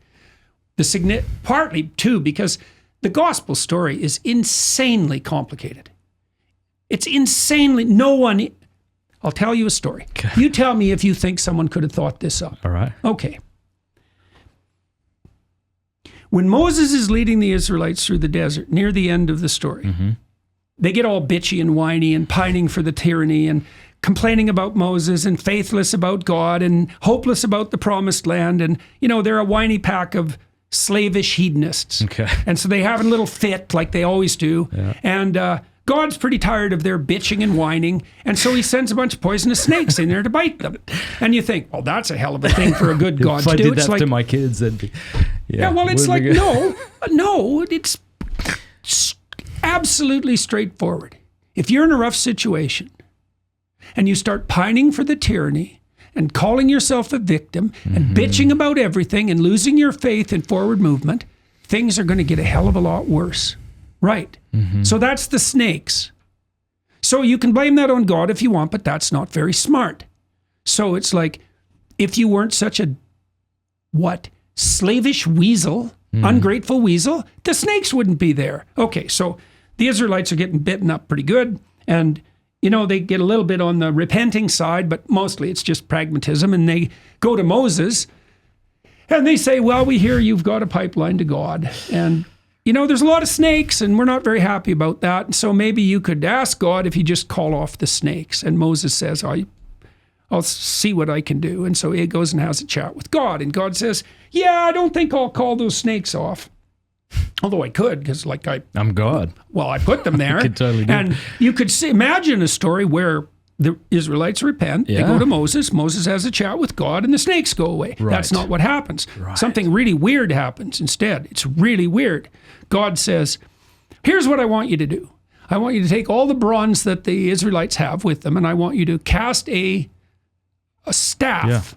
Yeah. Okay, now that's the staff of Moses' tradition, right? That's the staff that turns into the serpent that devours all other serpents. Yeah. That's the pole at the center of the world. That's the cosmic axis that unites earth and heaven. It's all of that. It's the tree of life, right? It's all of that. Make a staff. That's the staff Moses wields. That's what gives him his authority, right? That's the crook that guides the sheep, right? It's the magic wand of the wizard. It's all of that. It's the pole that the serpent of Asclepius wraps itself around. It's the symbol of healing itself, right? It's all of that. This is no trivial story. Make a staff of bronze, wrap a serpent around it, and then bring all the Israelites to look at it. Okay, so what does that mean? Well, we know what that means from a psychotherapeutic perspective. Yeah. It's a pharmacon. A little of the poison that kills you will redeem you.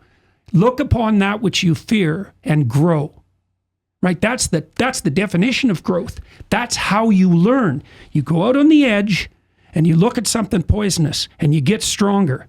Right? And so God thinks, well, I'm not going to get rid of the snakes, but I'll make the Israelites stronger. And you asked why we have a challenge in front of it. It's like, we're here to become stronger. We're not here to be protected.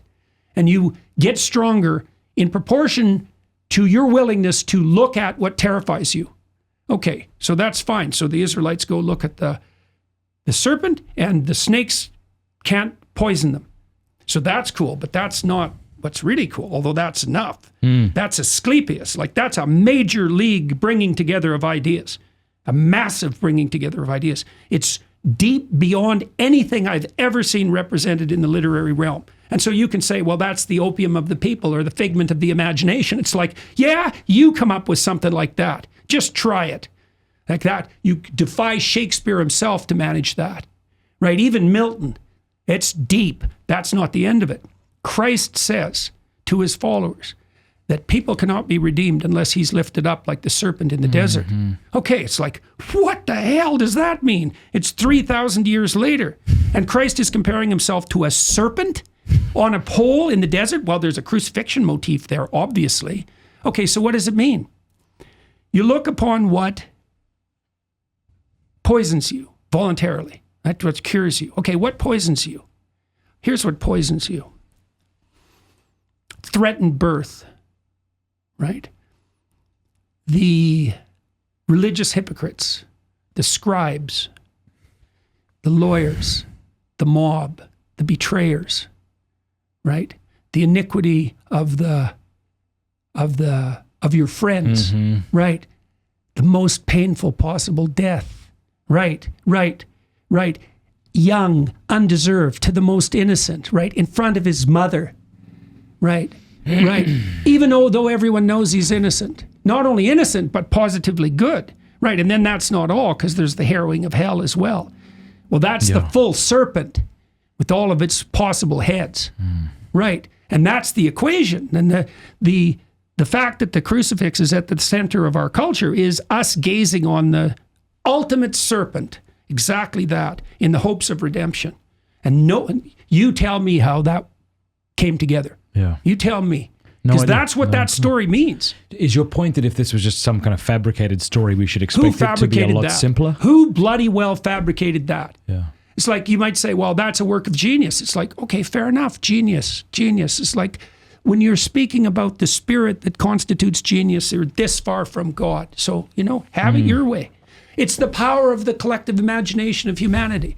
Okay, no problem. That was Jung's take with regards to the archetypes of the collective unconscious. I said that instinct and the religious impulse will dovetail. That what would you say? Heaven makes itself manifest from the bottom up as well as from the top down. So you can attribute it to instinct, poetic instinct if you want. Doesn't matter. It's still the muse. It's still the spirit. It's the spirit that leads people forth and that calls them in conscience. And this has nothing to do with belief. Not the way that, is God a table? It's like, no. There, fine. Yeah. We'll deal with the materialist. Yeah. God does not have the same being as a table. He's not another piece of furniture in our ontology. Well, and no one ever said he was. Right. There's not a claim like, in fact, just the new atheists, I think. The claim in the Old Testament constantly is that whatever God is ineffable and beyond being and becoming. Beyond. Yeah. Right? And Moses himself, he gets a glimpse of God in the burning bush, and he gets another glimpse. All he sees is God's back between, a narrow portal through two rocks, because that's all he can stand. Yeah. No one ever said God was a table. That's not the claim in the biblical corpus, not in the least. In fact, the claim is constantly, God is not a part of the natural order, right? He's not Baal. Yeah. Right. Yeah. Right. I am who I am. Yeah, and I am who I am. I am who I was. I am who I will be. That's all in that phrase. It's the spirit that underlies being and becoming itself. It's the process that gives rise to being itself. And it's identical, as far as I can tell, with consciousness. It's the same thing, because that's what we do with our consciousness. We contend with possibility. We're not automatons driven by materialistic determinism. That's not what we're like. It's not even possible technically. You can't compute your way forward into an uncertain future. You can't use an algorithm to do that. Determinism doesn't work. That's not a theory. Yeah, okay. We know that. So if you're saying, if somebody's out there and like, I would like to believe in God if it's real. Let's say they just say that. Yeah, but you wouldn't. That's the thing. No, I don't know. I meet people who say, if God exists, I want to know that. I'm not The price is the cross. My point is, would you say to them, it's not about looking at philosophical arguments, it's about taking up your cross and following him. That's the quicker That's path what it is. To accepting belief in God than a philosophical exactly. syllogism. No, it's a mode of being. Yeah. It's a mode of being. It's not a set of beliefs. We were completely wrong about this. You asked earlier why so many people in the intellectual realm are converting. It's because they've understood that. Ayaan Hirsi Ali said this explicitly. We got the question wrong. Does God exist? It's like, well, what? That's not the right question. The right question is, are you going to take your cross and struggle uphill? Because either way, it's faith. Either way. It's like, no. Okay. Well, then what? It's all about you. It's all about your whims. Like, what's it about then? What spirit is going to possess you if it's not that spirit? I'm repeating myself, and I apologize, but it seems to me that God could not exist, and it could still be the case that I can carry my cross uphill and that be beneficial to me. So why not just accept that? Or why not be open to that? Because the concept of God is something like the spirit of, what would you say, hierarchical harmony. It's something like that. This is a definition. So look, beneficial for you. No. By beneficial, I don't mean in a cheap, quick sense. I mean, I will flourish if I do this thing. But here's the offer God makes Abraham. Okay, so here's what the story signifies. Really, this is how the story lays itself out. So Abraham is a late bloomer, right? He's privileged. He's an overgrown infant. He lives in his father's tent. He's never gone anywhere. Peeled grapes appear for him magically. He's got everything. He's got the socialist utopia happening. And a voice comes to him and says, get the hell away from your zone of comfort. Get out in the world. Have your adventure. Get away from your father. Get away from your tribe. Get away from your people. Get out in the world. And Abraham says, okay. And he consecrates his adventure to God. Okay, God makes him an offer. It's a deal. Here's the deal. Now you can think about this biologically. Okay, so imagine a child. A child is motivated to mature, motivated to explore the world. Why? Because the world calls to him and beckons, and the parent helps instantiate and develop conscience. And so the child is pulled out into the world, regulated by conscience, and called forward by the manifestation of meaning. That is a representation of the spirit that impels him towards development. Same thing in adulthood. Abraham decides he's going to live by the calling of that spirit. That's his decision. Okay, so what's the offer? Follow the pathway of adventure. You'll be a blessing to yourself. That's a good deal. Are you a blessing to yourself? No, I'm addicted to pornography. It's like, time for a better adventure there, young man. Yeah. Right. You'll be a blessing to yourself. You'll earn a well-deserved reputation. That's a good deal. Yeah. That's a good deal. That's the place you store the treasure that you store up in heaven. Right? That's in the reputation that you have for ethical action with others. There's no better place to store your treasure than that. Right. That's the basis of communal existence. Your reputation will grow deservedly. You'll establish something permanent. In Abraham's case, it's a long-lasting dynasty, right? He'll be the father of nations. Why? Because he treads the appropriate path of the pattern of fatherhood that best ensures the flourishing of multiple generations. And he does that by abiding by the pathway of adventure. They're the same thing. And we would think, well, if a child fully followed the instinct that guides him to maturation, would he not become the best of all possible fathers? And would that not be the proper pathway for establishing a dynastic legacy? As a mentor and as an actual father? Right, that's not the selfish gene. No, really, it's seriously not. You'll do it in a way that'll be a blessing to everyone else. Okay, so 4 things, all stacked on top of each other. Adventure, okay, true adventure. You'll be a blessing to yourself. Your reputation will grow, and rightfully so. You'll establish something permanent and long-lasting that echoes down the generations, and it'll be good for everyone. Okay, there's a harmony about all that, right? There's a stacked harmony. Okay, the spirit of that harmony, that's God. It's a definition. Okay. It's a definition, you see. Yeah. Now, it's not the only definition. I have to think more about that, because when I think of it's interesting. Thomas Aquinas is, of course, famous for saying, of course you can't know what God is. To know what something is, you have to define it. And to define something is to definite it, right? That isn't, so the Bible doesn't do that. It characterizes it. Right. Right. But it's different. But if I was to give something of a definition, like it's kind of like when people say, well, who created God? That kind of question. To me, it's like, well, by God, I mean a metaphysically necessary being whose non-existence is impossible. So asking who created God is like saying, if your brother is a bachelor, what's his wife's name? It misunderstands what we mean by God. So I need to think more about what you just said. Well, okay, so the way the biblical corpus deals with that is it doesn't define God, it characterizes God. What's the difference? What does it mean to characterize? You use a narrative to characterize. Okay. And so God is shown like he's a complex object, let's say, and multidimensionally complex. That's the way of thinking about it. Very complex character. And so there's multiple snapshots of his character. Each story is a snapshot of his character. And the insistence, the monotheistic insistence, is that all of those characterizations speak of a unity. Okay, so I can walk you through some of the characterizations. So in the opening chapters of Genesis, God is the spirit that broods on the waters, the primordial waters of potential. Tohu vabohu, teom. It's not water. No, there's no water created yet. It's potential. It's the Leviathan. That's the other thing. It's the monster you cut into pieces to make the world. It's the giant you defeat to stabilize the social order. It's potential itself. That's what your consciousness confronts.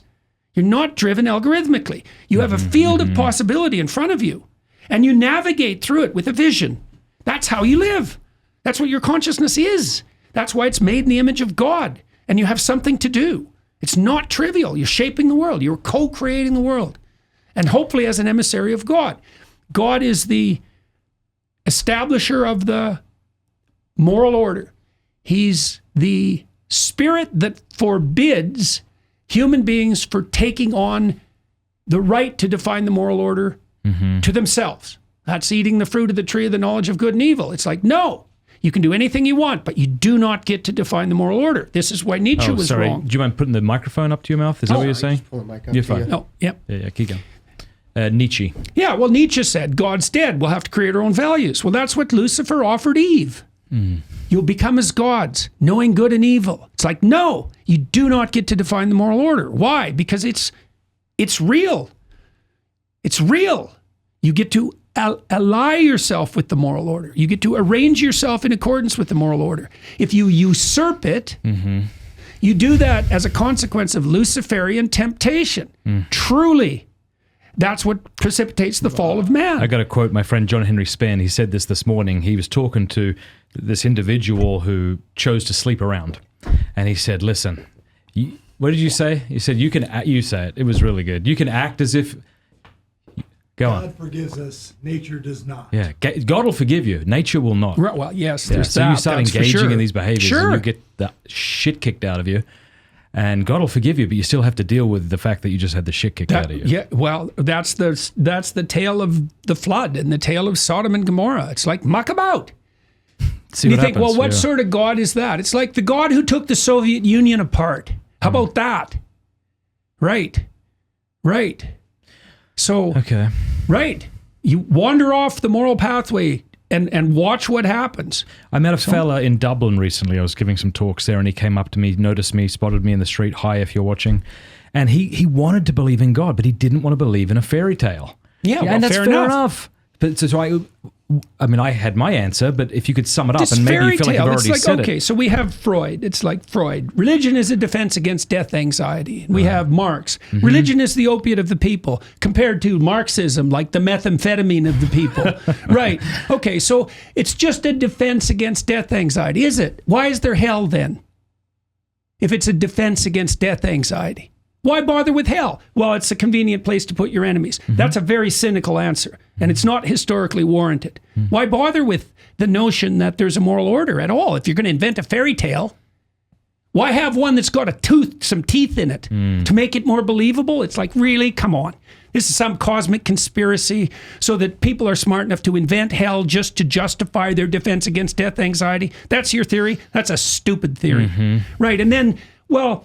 It's a fairy tale for children. It's really the crucifixion. That's a fairy tale for children, is it? Especially when that's what you're called upon to bear. What about a fairy tale for adults? You know, as the new atheist used to say, Santa Claus for adults. Oh, yeah. Sure, there's nothing different between the story of Santa Claus and the story of Christ. They're obviously the same thing. Right? There isn't a worse demand that can possibly be made of people than the Christian demand. It's exactly the opposite of a fairy tale. It's exactly the opposite. It is the most brutal possible reality. It's not just death, it's hell. And you think, well, there's no such thing as hell. It's like, have it your way, buddy.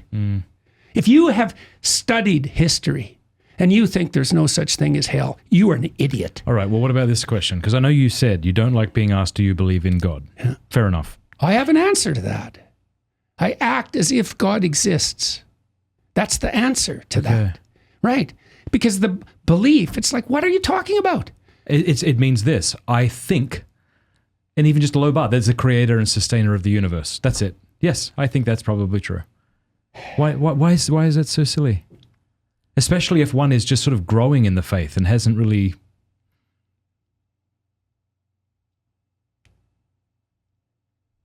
It's just not the right. Why can't it just be really question. superficial? Why can't it be that?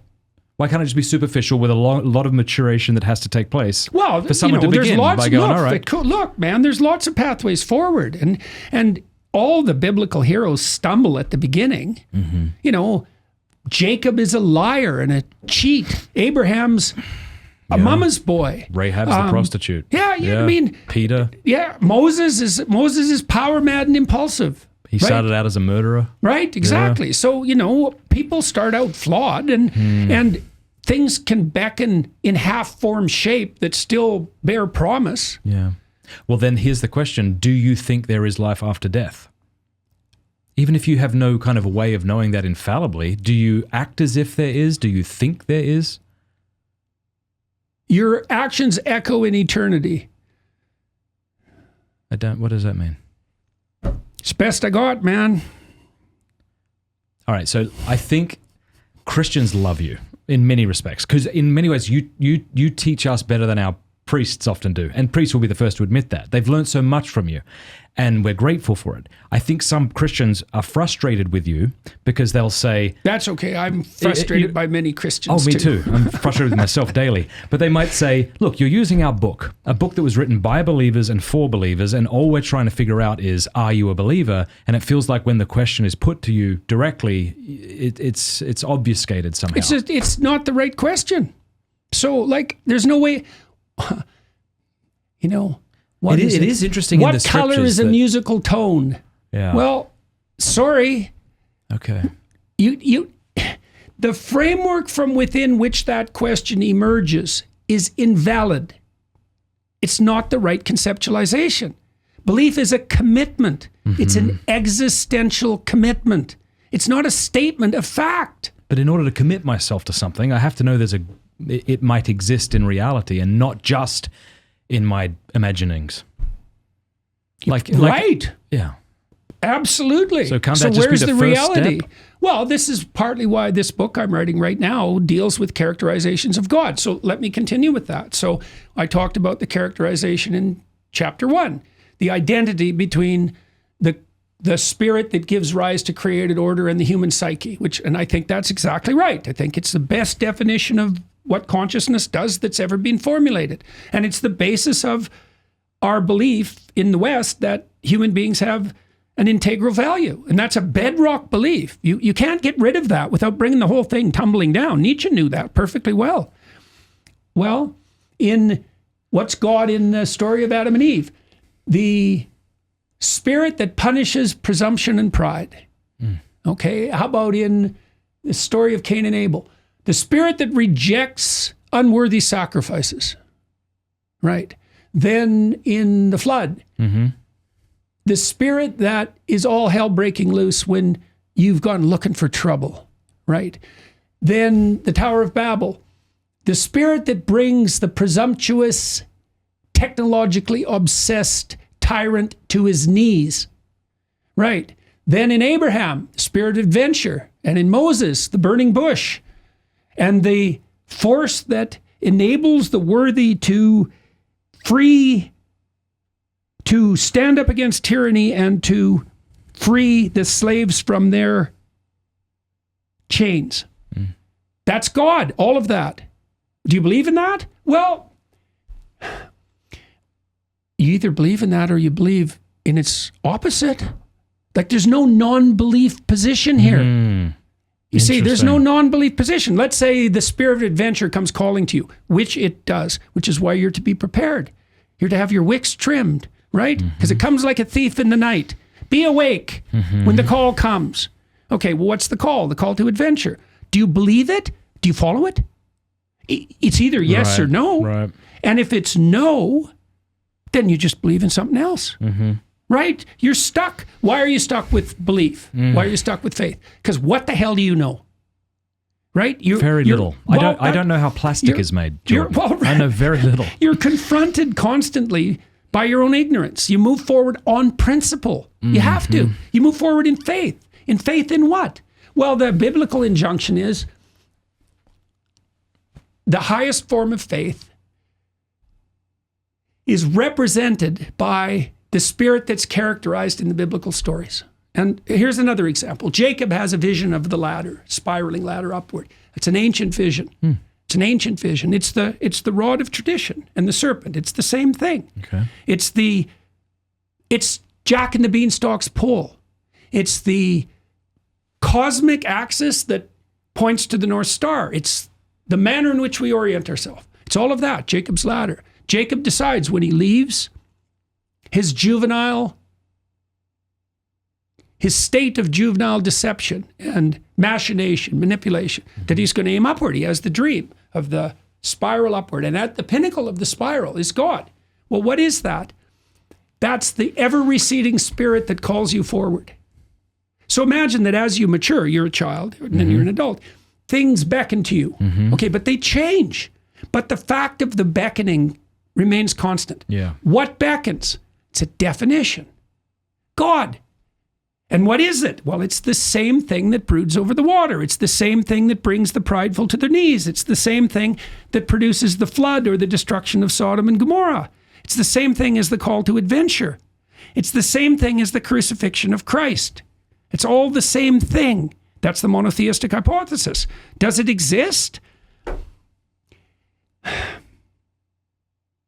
Does the call to adventure exist? It's what develops you. It's what you encourage in your children. You act like it exists.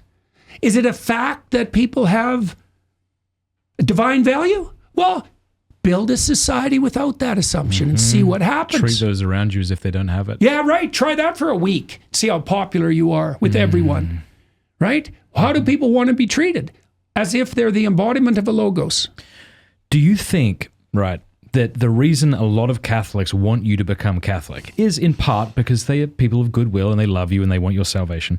But do you think it's also because they want the big kid on campus to be on their side so they can feel more secure in a faith that they're not even sure they fully accept? Do you ever feel kind of used, like these different groups just kind of want you on their team? Well, there's a presumptuousness about the religiously hypocritical, right? That's the Pharisaic tendency to, what would you say? It's something like the desire to falsely elevate moral status. It's something like that. Okay. You know, and so some of it's genuine confusion, you know, because I suppose people think I'm being a weasel with my words. I won't commit. It's like, yeah. No, I heard about, I wouldn't think that after I heard what you just had to say about global warming. It doesn't seem like you're okay alienating people if you think something is the case. You'll say it. What you just said about global warming and climate change. I mean, that will not only piss a lot of people off, but it'll also have people write you off. So if your sole goal was to not be written off, and that's why you're not picking a side and being obvious about it, well, then it doesn't seem to me that you would have... I don't have any brook for the nature worshippers. It's like, no, we dealt with you guys back at the time of Elijah. All right, but you're not and being, now you're back. But with faith, yeah. So you think some people say you're being a weasel with your words, but... Yeah, well, why doesn't Peterson just say what he thinks? It's like, because I don't think the same way. Yeah, okay. It's a commitment. Yeah. You know, Christ himself, he says to his followers exactly that. Pick up your cross and follow me. How many rosaries have people given you? Oh, 100. Rosary City, man. Yeah. My wife has a big collection now. I'm sure that hasn't helped now with that. It's been very good for her. It's been very good for her, this practice. Very, very good for her. You know, before I was doing... And for my daughter. Oh, is she Christian yet, or is she... Oh, yeah. She's like taking the plunge. Wow. So she's not a Catholic. Yeah. She's flirting with the evangelicals. Okay. So, you know. Yeah. Forgot what I was going to say. God, Jesus, conversion, faith. These are big topics, aren't they? Yeah, see, the thing, well, we talked about faith, is that people think faith is Lord, Lord, you know, the proclamation of the words. And there, like, there's a stream of Christian theology that, and that's especially pronounced on the Protestant side, that essentially makes that claim. But no. That's why Christ says, not all those who say, Lord, Lord, will enter the kingdom of heaven. It's not a matter of mouthing the words. Now, you said, you know, that might be an okay start. It's like, fair enough, man. Okay. Yeah. You can do a good thing badly to begin with. It's better than not doing it at all. That's for sure. St. Paul's words, when I was a boy, I thought as a boy. Now I'm a man, I live as a man. We're meant to be called to maturity. What I was going to say is, before I was doing this podcast, I would travel and give sort of chastity talks and things like this about sexuality. And one of the things that we've been arguing for years, Jordan, is why cohabitation's a bad idea. Oh, yeah. And then all of a sudden I'm reading your bloody book and I'm like, I'm so glad that you made that case for us. Until I find someone better. Well, you made the case better than we did. So I guess as Tammy has had this journey into Catholicism, I just assume there are things about what Catholicism teaches that you're like, nope, disagree. And then other things... the whole communist part of it I could do without. I'm not sure the church is teaching that. Yeah, liberation theology. Yeah, there might be people within the church. Yeah, there sure might be. Yeah, but like 60% of them. absolutely. There's corruption. the Catholic. I'm open to the Catholic Church being the most corrupt institution on the planet. No, I wouldn't go that far. No? Well, they've got some heavy competition. I'd be open to that. I'd very much open to that. So sure, yeah, there are scoundrels in the church.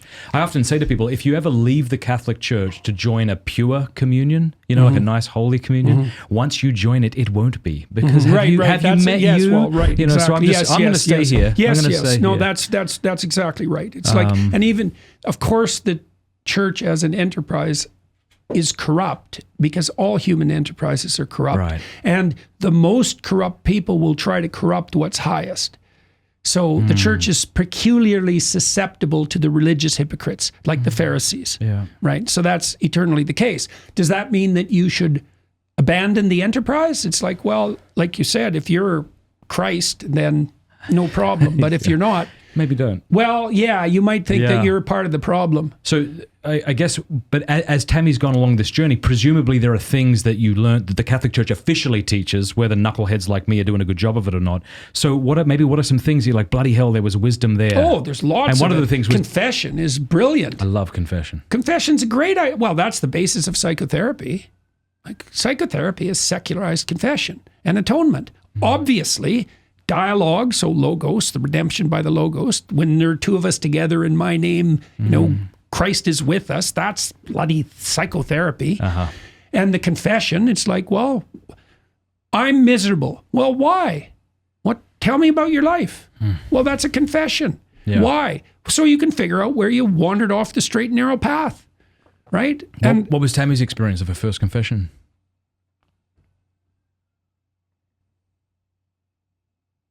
Oh, she had some things to. You talked about the grip of the past. What did Nietzsche say? You might think you're done with the past, but that doesn't mean that the past is done with you. Yeah. Right. And so she had some things to reconcile herself to. And the Catholic Church, this is something. To be clear, I'm not asking her sins. I understand that. I understand that. But, one of the things Jung pointed out too, which I thought was brilliant, and he was a very astute critic of both Protestantism and Catholicism, and certainly gave the devil his due. He said, well, the Catholics have the real advantage over Protestantism in one regard. There's disadvantages that go along with it. It's like, well, if your sins are more than you can bear, there's a pathway to redemption in Catholicism. You can be forgiven. And God, everyone needs that. Everyone needs that. Now you're supposed to, like the woman taken in adultery, you're supposed to go forward and sin no more, but you still have the terrible burden of your past. It's very difficult for Protestants to deal with that. The Catholics offer absolution and in the name of an authority. And, we need to be reset. And so. Right. There's something to be said. But, a Protestant might say to the Catholic, why can't you just confess in your room in front of your Bible or kneeling down by your bed? And the answer seems to be, well, of course you can. But we would want to know, how has Christ instituted, first of all. But second of all, there is something so beautiful about having to, like Father Boniface out there is my spiritual father, and having to go to him. It's a deeper admission. Yeah, and then having to go to war with your ego. And then noticing when you're confessing sins in a way to make you seem good. Even when you confess bad sins so that you'll be seen as humble. You're like, shit, now I got to confess that. But there is something very beautiful about hearing those words from another human being. Yeah.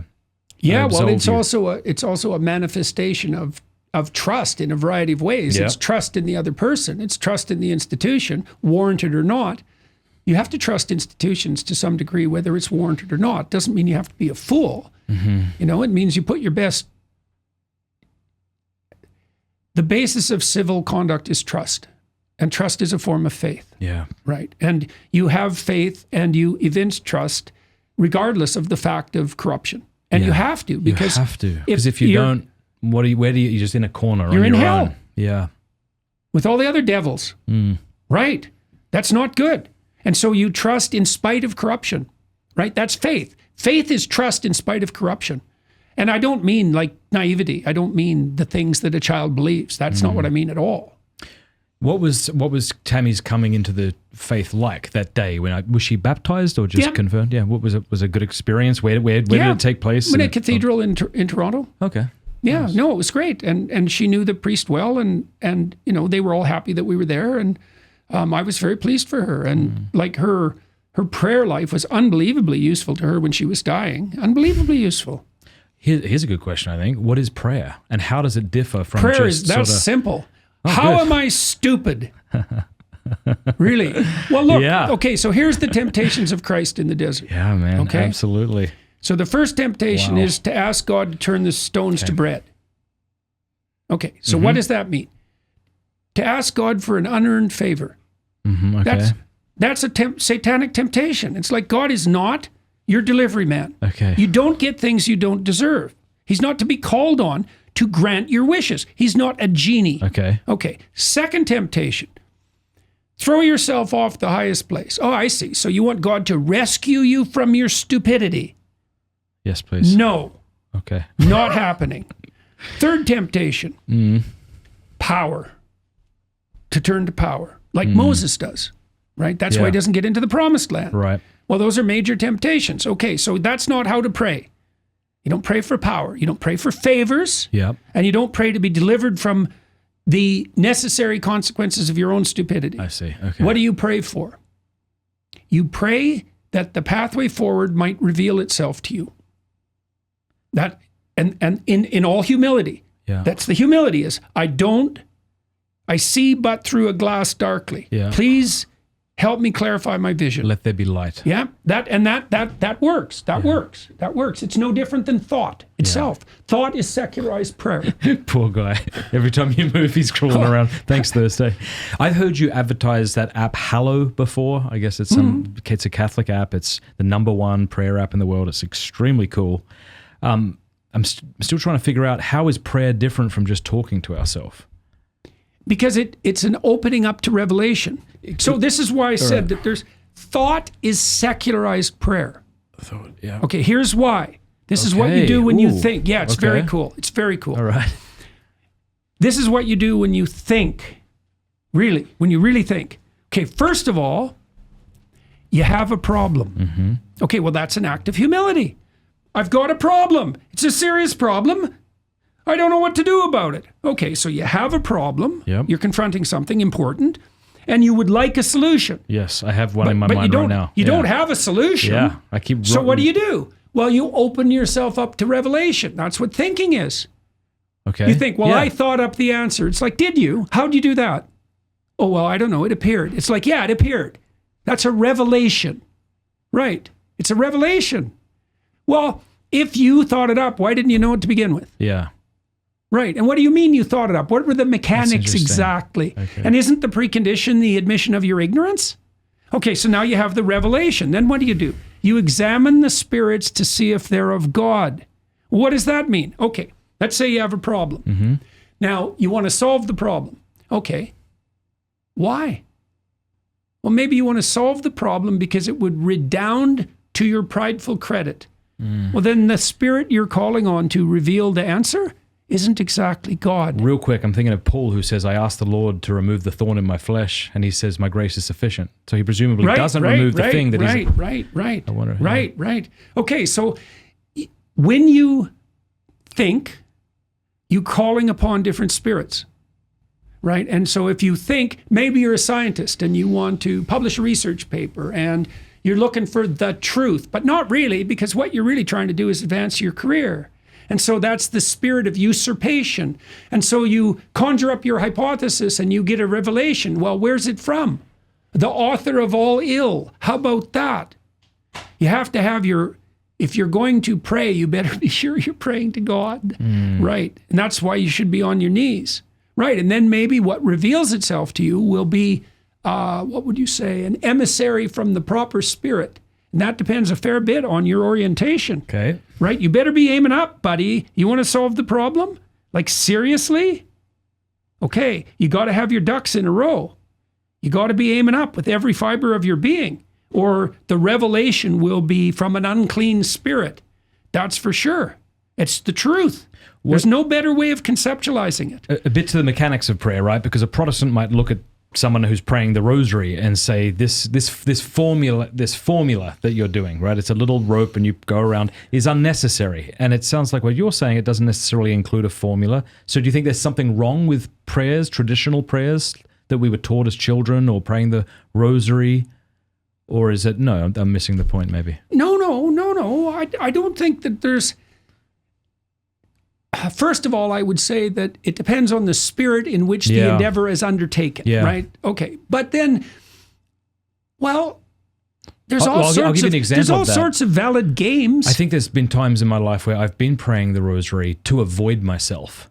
Yeah, and I felt like God was saying to me, put it down. Yeah, right. Look at me. That's and when that was terrifying. Sure, I didn't want to do that. That's when it deteriorates into an empty formalism. Right. Right. Then it's the shell of the thing. Yeah. Right. God has departed from the house. But if it's done in the right spirit, like when Tammy was praying the rosary when she was ill, what was she doing? She was praying for strength to bear her burden in a manner that didn't, what would you say, demoralize her family. How about that? That's a good prayer. Yeah. Can I face death in a manner that doesn't demoralize my family?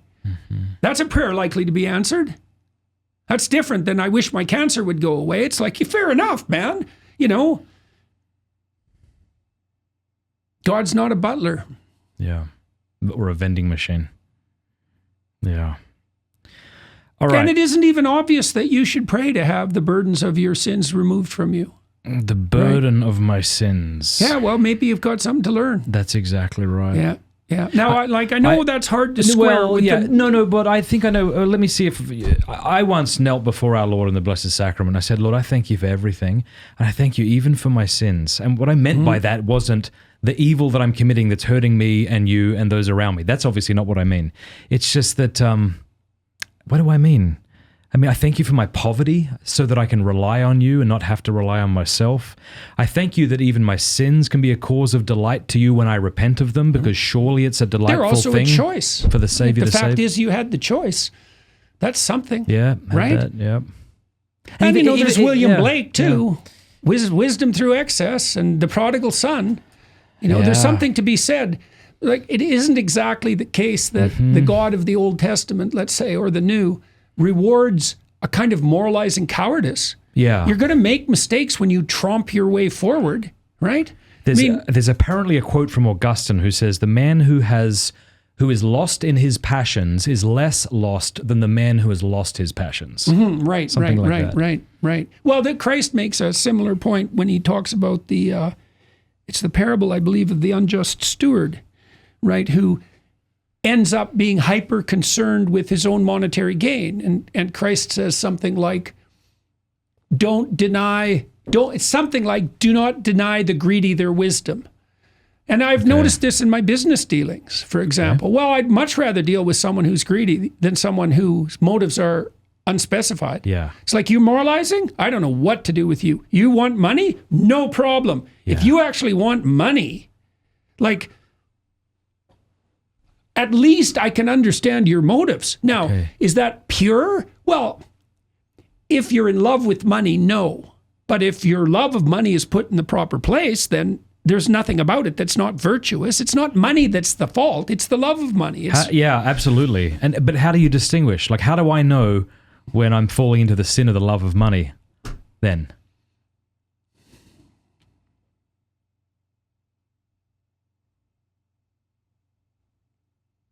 If the love of money is the root of evil. Not money, the love of money. I suppose that, there's an inclination there to sink into that kind of materialistic infantile comfort instead of the adventure. Because what is it that money is supposed to be bringing? It's an exchange. There's natural wealth and artificial wealth. Artificial wealth exists for the sake of something else. And natural wealth can be had somewhat simply: housing, food, water. Well, yeah, and the opportunity for growth. You can put money. Well, that's what the talents are for, right? Yeah. I mean, and in the parable of the talents, obviously, God rewards the people who multiply the talents and take risks to do so, right? And so that's an investment. There's an investment idea there that is associated, obviously, with something like free and individual trade. So you put yourself in front of the adventure. It's something like that if you're worshiping money, because you can use money in an extraordinarily adventurous manner, obviously. Yeah. And then it's difficult to make it serve the good, like it's difficult to make anything serve the good, but that doesn't mean it's not possible. Right. one of the things people love about you is you're not talking about gossip. You know, you might talk about people like Joe Biden or something, but you don't tend to stay there. I wanted to ask you, what were the benefits and drawbacks of joining the Daily Wire? Because I'm sure when you did join them, people just lumped you in with American conservatism. Yeah, and the Jews too. Yeah, and the Jews. Yeah, that's fun. We got a lot of right-wing trolls come out of the woodwork, although I think the left-wing anti-Semites are by far the worst beast. So, I mean, the right-wing anti-Semites, they're perfectly reprehensible in every possible manner, but, you know, they're kind of scattered and atomized and contemptible, sort of self-evidently. The bloody left-wing anti-Semites, they're moralizing beyond belief, and they're a way bigger threat. Anyways, what were the advantages? Well, I like them people, and they leave me alone. All they've done is help me. I've had zero trouble with the Daily Wire, zero. They have a very professional crew. They've helped me. They've made my podcast simpler because they take care of all the production details. They do a fair bit of the arrangements with the guests, almost completely. Although I choose the guests by and large, they make suggestions and sometimes I accept them. They've enabled me to do all sorts of things I wouldn't have done on my own. The Exodus seminar, we just did a seminar on the Gospels. I did a 4-part series on Western civilization we're going to release soon. We went to Rome and Athens loved your and marriage Jerusalem. Course, by the way. Well, thank you. We did the marriage course.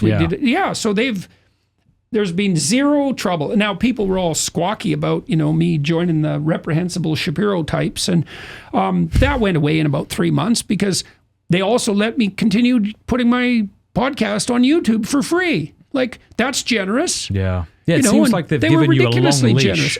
Yeah. Yes. So and they're fun to work with. Yeah, what's your role with them, though? Because you don't have the same kind of role as a Matt Walsh or a Michael Knowles. They seem to be working for the Daily Wire, whereas you seem like you're associated with them, doing your own thing, but under their umbrella still.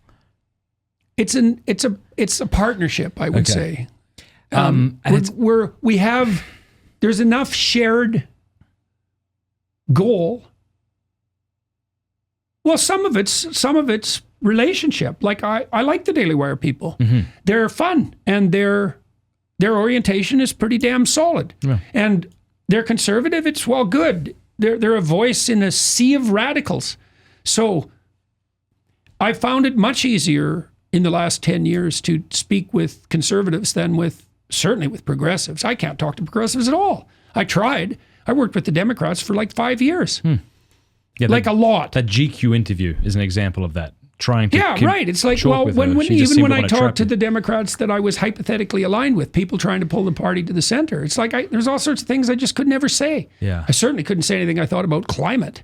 Did you make an intentional decision to stay out of what's happening between Candace and Ben right now? Or do you have opinions on it? Yeah, there's nothing useful I can add to that. Yeah. Is that hard to make that decision when you're so public? No, not really. It'll sort itself out. There's nothing in it. There's nothing that I can add to it that would be the least bit useful. Yeah. That's good. There's no point in adding to the clamor at all. And that takes... Yeah, the Daily Wire deal, first of all, it was very generous. It was a very generous financial offer. Very. And ridiculously so. And so that was good. Good. It's nice not to be alone. Yeah. And it's good to have some support staff. And they're very good. They're very professional. And excellent editing teams. They film a lot of your presentations. Yep. Yeah. So you've got that now forever. That's absolutely. Wonderful. Yeah. Absolutely. No, and they're a lot of fun. It's a very entrepreneurial organization. It's in its growth phase, and so it doesn't have that stultification when a corporation, an enterprise reaches its maturity and starts to decline, it gets all ossified, and there's rules for everything. You can't do this and you can't do that. You have to get permission. It's like, I hate that. And so when I go to Jeremy, the CEO, for example, or the producers, and I say, well, I got this wild idea. They say, okay. Like the Exodus seminar. I mean, what a preposterous thing for them to bet on. It cost them like $1 million. Wow. They're going to bring 9 people together to talk for 34 hours about Moses. Who's going to bet on that? Well, originally it was only supposed to be 17 hours. And so we went and did the seminar.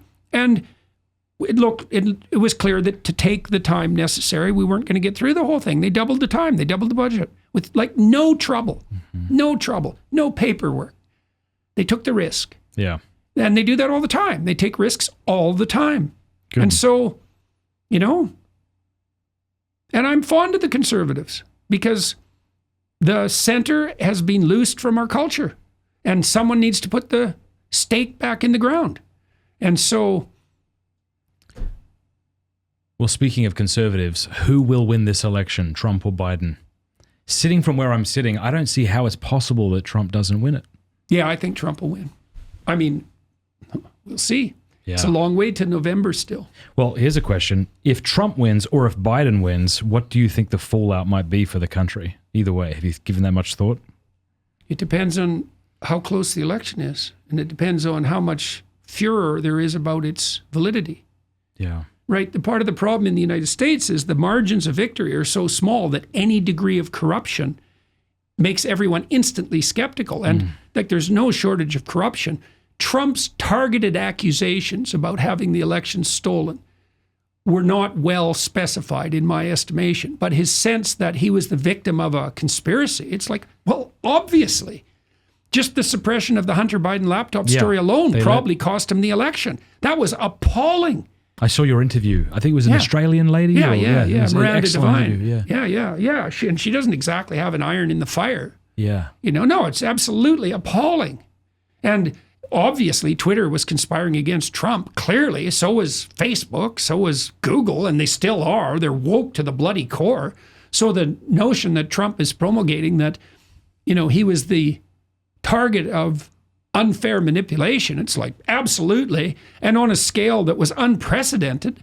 Like, I never saw that happen to a president in my lifetime, not even to Nixon. So, you know, so that's rough. That's rough. But the part of the problem is margin. The elections are so damn close that it doesn't take much corruption to skew it. Have you got to meet Trump? No. Oh, I met him in Kentucky. What was that like? It was very brief. Well, the event was very interesting. I was there for the Derby, and I was up. There's a glass cafe above the Kentucky Derby grounds. There's about 150,000 people there. It was the first Derby after COVID, and Trump was. Everyone knew. Like the whole crowd of 150,000 people, plus the 300 or so in this restaurant, they all knew Trump was going to show up in the afternoon. It was like... Just bring that to your mouth a little bit, Mike. Yeah. It was like being in Rome, I imagine, or being around the Kennedys back in the 1960s. Like the place was just buzzing. He's so famous. Like it's just an insane level of fame, right? Because, well, he was a TV star, and that's not an easy thing to pull off, and for quite a while. And he was a real estate magnate, and that's also quite difficult. And then he was president, and ridiculously controversially. Like he's insanely famous. Yeah. And you could just feel that emperor-like worship in the air, you know? And this is actually, I think, a flaw in the American political system, because in Britain, the Queen bears that. She's a figurehead. Imagine there's 4 branches of government. Executive, legislative, judicial, and symbolic. The president bears the symbolic weight in the U.S. It's not good because that tilts the polity towards deification of the president. That's why you have the first lady. It's like, what the hell's that? Yeah. There's no first lady in Canada. Yeah. You know, nobody cares who the prime minister's wife is, and that's right. That's rightly so. It's like the first lady. Well, that's the queen. Yeah. You guys don't need a queen. Yeah. But you want one. Yeah. Right. With the Blessed Mother. Yeah, that's a better substitute. Yeah. All right, so you're at this Kentucky Derby. You're feeling the energy. How did you meet him? I had flown out that day to do a talk, convocation somewhere, and I came back just as the air space was closed, and then I made it to the Derby like with about 10 minutes to spare before they locked it down. The army was everywhere. The place was just buzzing, and Trump strolled in, and it was like, well, that much fame gives people a tremendous charisma, you know, and it's a lot for one person. It's a lot for one person.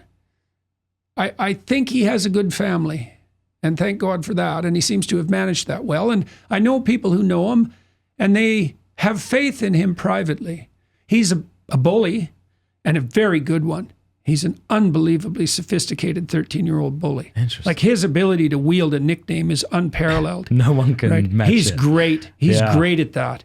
And that's a real superpower, although And it's a mixed blessing because he's a 13-year-old bully. You know, I'm not trying to reduce him. Yeah. Being a 13-year-old bully is kind of handy when you're dealing with the dictator of North Korea. You know, you want that kind of playground unpredictability. It's like, don't fuck with me. You don't know what I'm capable of. You know, and a more sensible person, you could argue, hasn't got that. You know, and so I don't know what to make of that. There's that trickster, disagreeable trickster element to Trump that also gives him that vicious sense of humor. He's insanely funny. Oh, he is. I have a book, which I love.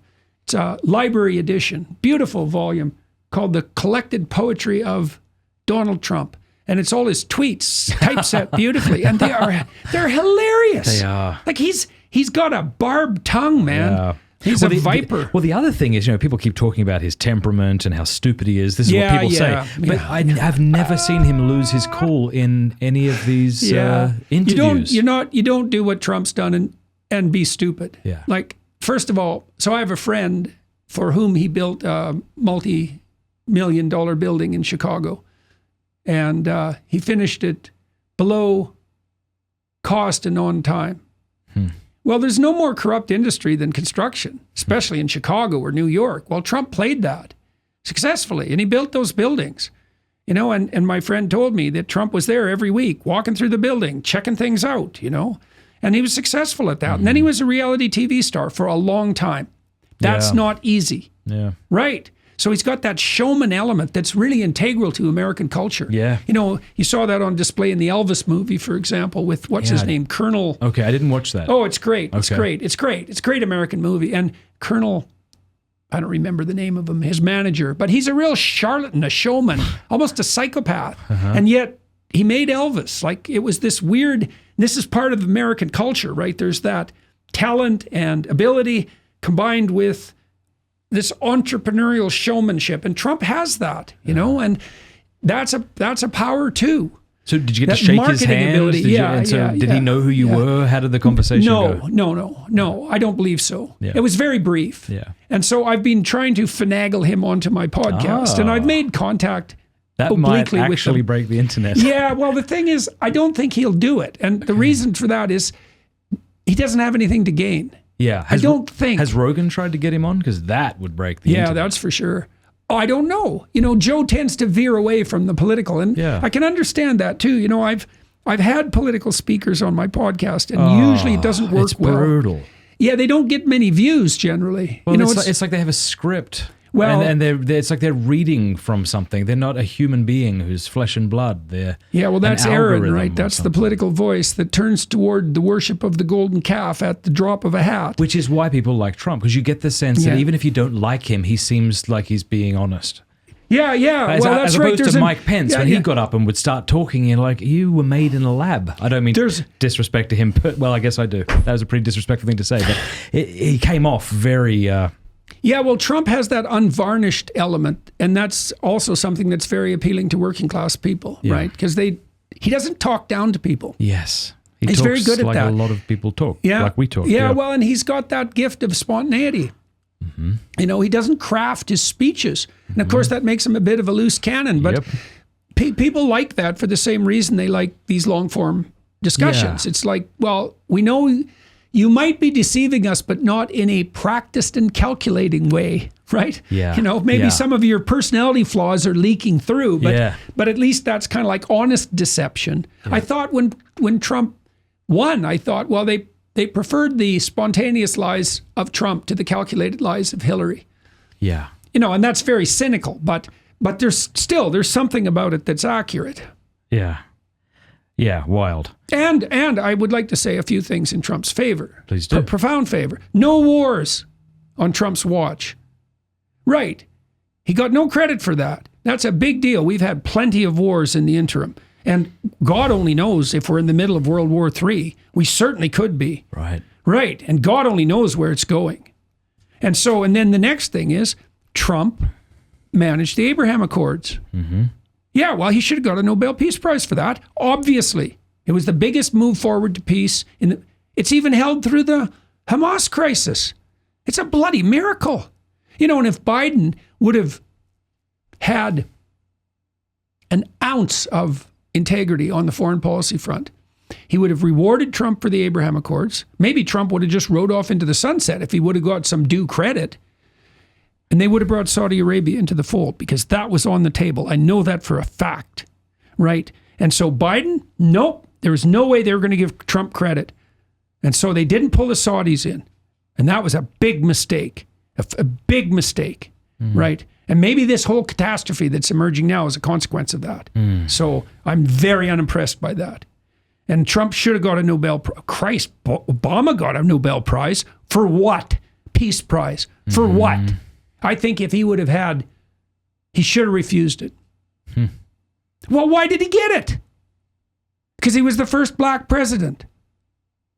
No, that's not a valid reason. Trump and his team brought about the Abraham Accords. That was a major league accomplishment. Everyone said that was impossible. The State Department fought it tooth and nail. The same offer was there for the Biden team, and they refused to act on it. So that was a major league daring move, and it paid off. And God only knows, it might establish the basis. You never know. If the Iranians can be pushed back into their thuggish prison, maybe that'll establish the basis for a concord between the Christians and the Muslims and the Jews. That's what the UAE is hoping. It could happen. I'm totally out of touch with Canadian politics, so what's going on there?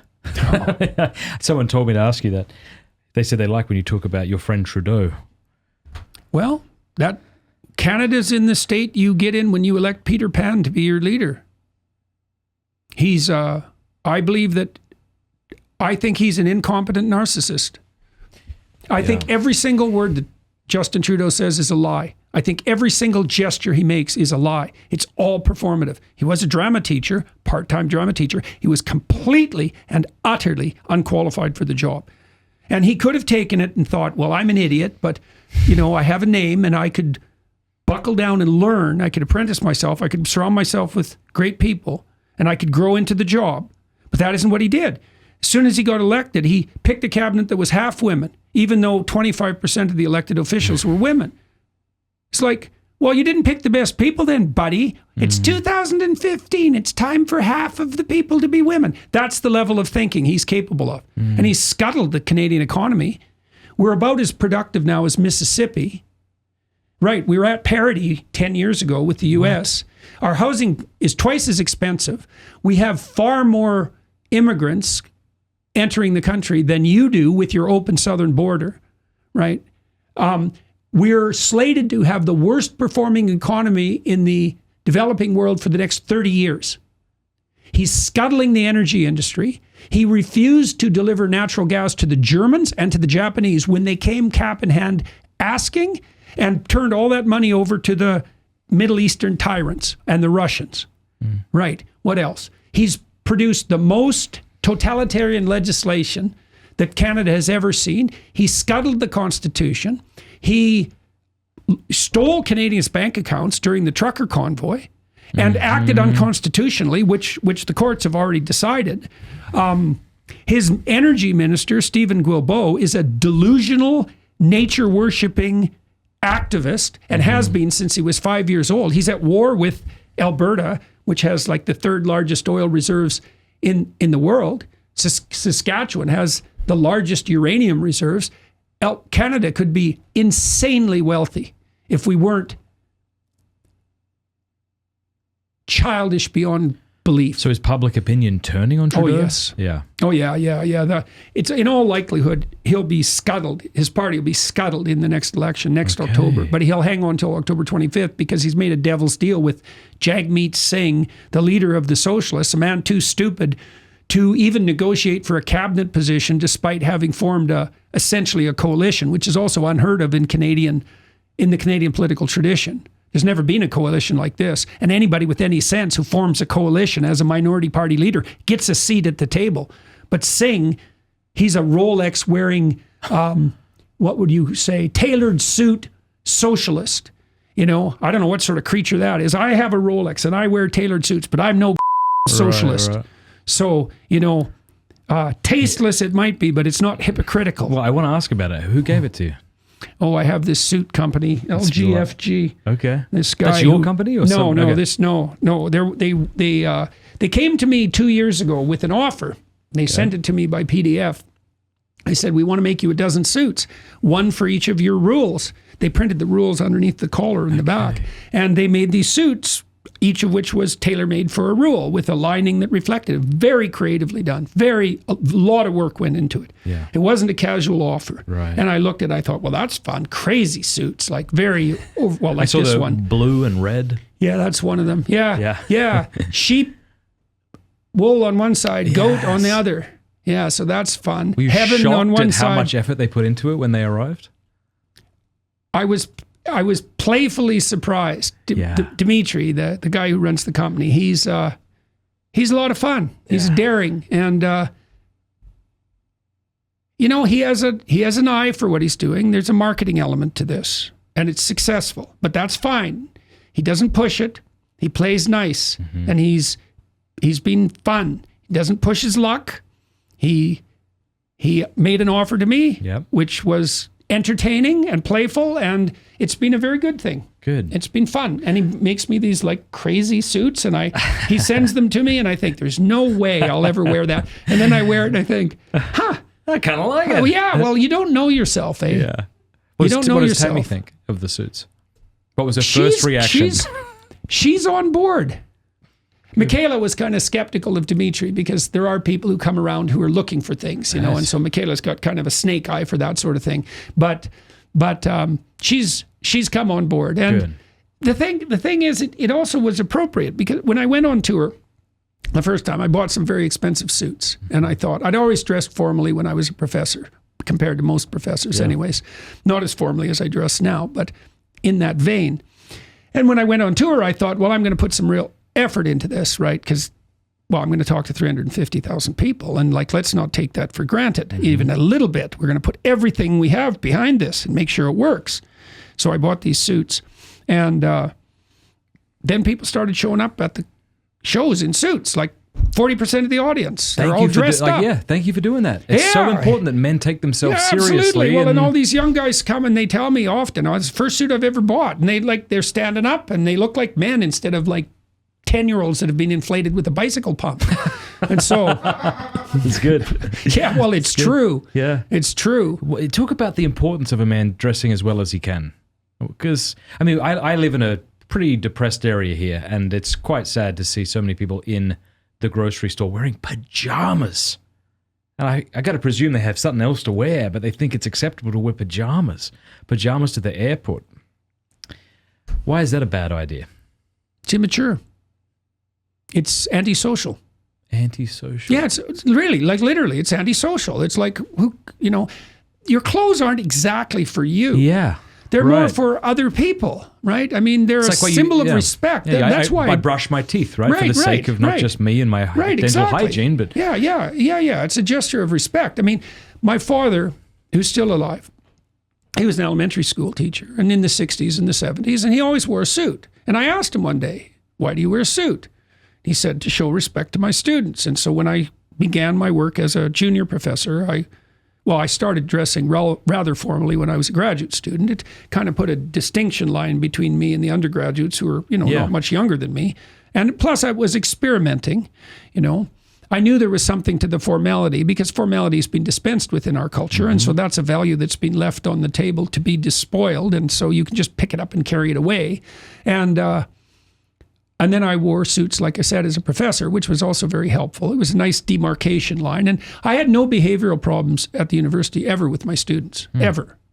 Because they knew. You weren't a peer, right? Well, they also knew, I had zero tolerance for that. Cause any trouble in my class, you're gone. And if I never see you again, no problem. This is not the high school. Yeah. Right. Yeah. Right. And even with grading, many professors were overwhelmed with requests to upgrade grades.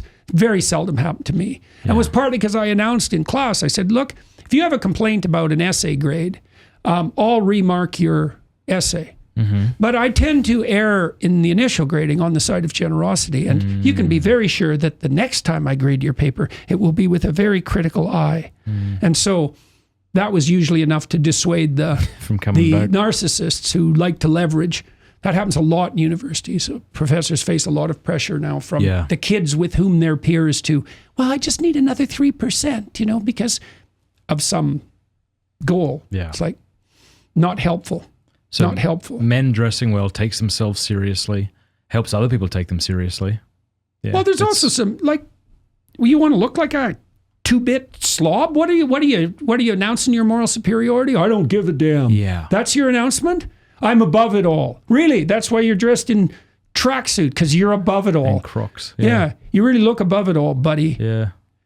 So no, and I think the tide will turn in that regard because we've taken idiot casual to its ultimate degree. And so the aristocrats will start dressing again, and then it'll, Trickle down. trickle down. Yeah. A lot of men watch this show, and a lot of men have asked me in the past, how do I know when she's the one? How do I know if I should marry her? Well, because she says yes. Backward question. Let me tell you this anecdote. I moved over to America, started dating my wife, got cold feet, was nervous, prayed for signs, got none of them. And then I called my mate in Australia, and I went, Mark, I want to marry her, I guess, but I'm just bloody afraid. He cut me off. What the hell are you thinking about, you idiot? She's better than you anyway. Right. And then he said, you need to propose before she finds that out. So that night, I proposed to her. No kidding. Well, look, I was on tour a while back, and for 3 nights in a row, the same question rose to the top of the electronically submitted questions. It was, how do I find the person that's right for me?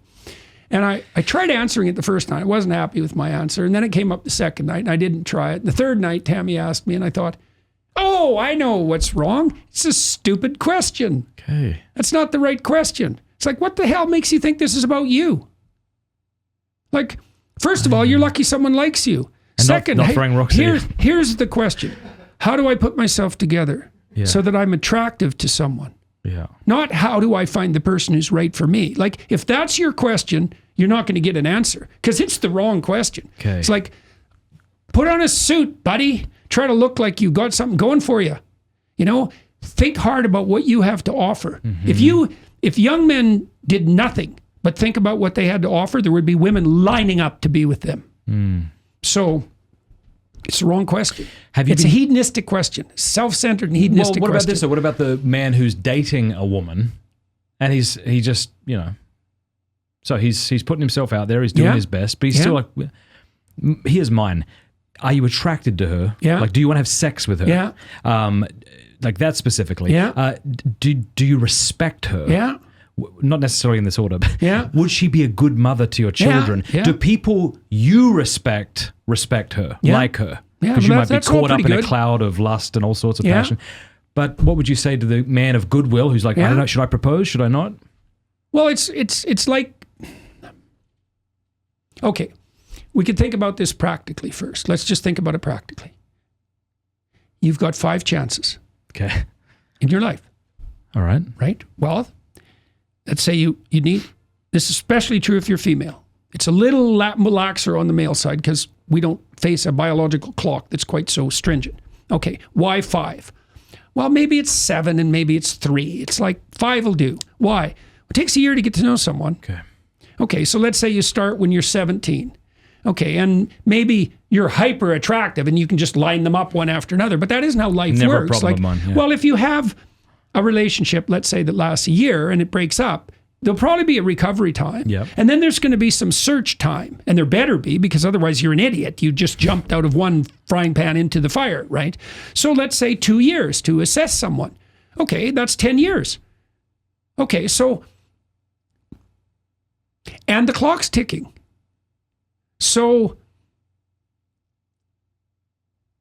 if you've got those conditions you described satisfied, you should thank your lucky stars. Mm-hmm. And you should get the hell on with it. There was a Canadian priest, Father Bob Bedard, who once said, since discernment became fashionable, no one's made a decision since. Yeah, right. I really like that. Yeah. Well, it's Discern the same with children. And then act, yeah. Yeah, well, it's like, when's a good time to have a child? Well, that's a stupid question. There's never a good time to have a child. Yeah. Right. Or look, are you ready for marriage? Right, of course I'm you're not ready yet. I've been married 18 years. Of course you're not married, ready. Right, exactly. Well, that's another indication of the necessity of faith. Yeah. Is that you have to leap into the abyss. You do that all the time. And you leap into the abyss, well, with what certainty? That's your faith. And what do you have faith in? Well, you have faith that if you abide by the spirit of the God of Abraham, let's say, that you'll make the most of the mess. And that's the best you've got. You're out there contending, right? You don't have I know I said people need a vision, and you do. Yeah. But fundamentally, you're in the wrestling ring, right? You're contending. And you want to contend in the proper spirit. Yeah. And that's what you've got. You've got the opportunity to contend in the proper spirit. That's what you're doing in a marriage. Ezer kenegdo, that's Eve, means beneficial adversary. It means martial partner in playful combat, right? It's a challenge. Yes. Right. And so I think that's another thing I would say that you look for in a mate. Is this someone who pushes you to be better than you are? And I don't mean tyrannizes over you, right? Yeah. Inspires you to be better than you are, and pushes you too. Sees what you could be. Yeah, right, right, and is in love with that too, Yeah, and not in a delusional manner, right? Final question. I need to let you go. You've been so generous with your time, and I'm grateful for it. How did you propose to Tammy? Can I ask? Oh, like 3 times. Oh, yeah? And then she asked me. Ha! That was funny. What? Yeah. Well, the first time I proposed to her, I was about 23. Yeah. And I wrote her a letter. She was in Ottawa and I was in Edmonton. And I was thinking about going to Ottawa for a scholarship, which I didn't get, so that didn't turn out. And I wrote her a letter, and at the end, I asked her if she would marry me, sort of as a joke. Okay. Joke. And that didn't work, so that was the first time. Did she respond? She responded. She wanted me to come to Ottawa, so that was good, but it didn't occur. Uh-huh. The second time, I was at a New Year's Eve party. I was about 26, probably, back in Alberta. We got together at Christmas, and I knew when I saw her again that I would ask her to marry me, and so I did that in a playground on the swings at like 1 a.m. after a New Year's party, and she said yes, and then she moved to Montreal to be with me. She didn't live with me, but she moved to be with me. And we were sorting things out in a somewhat fractious manner, and because we had our differences. And push came to shove, and she asked me to finalize the marriage agreements on February 29th by chance, which is Sadie Hawkins Day, which is the day. So that was funny. It wasn't planned, and that's what happened. Fantastic. And so, well, I appreciate it. God bless you. And thank you for being here and talking to me. I've really enjoyed our chat. Thanks for the conversation and the invitation. Yeah. I'll keep an eye on, see what transpires in consequence of this. Yes, when we'll does see. it come out? In about a week.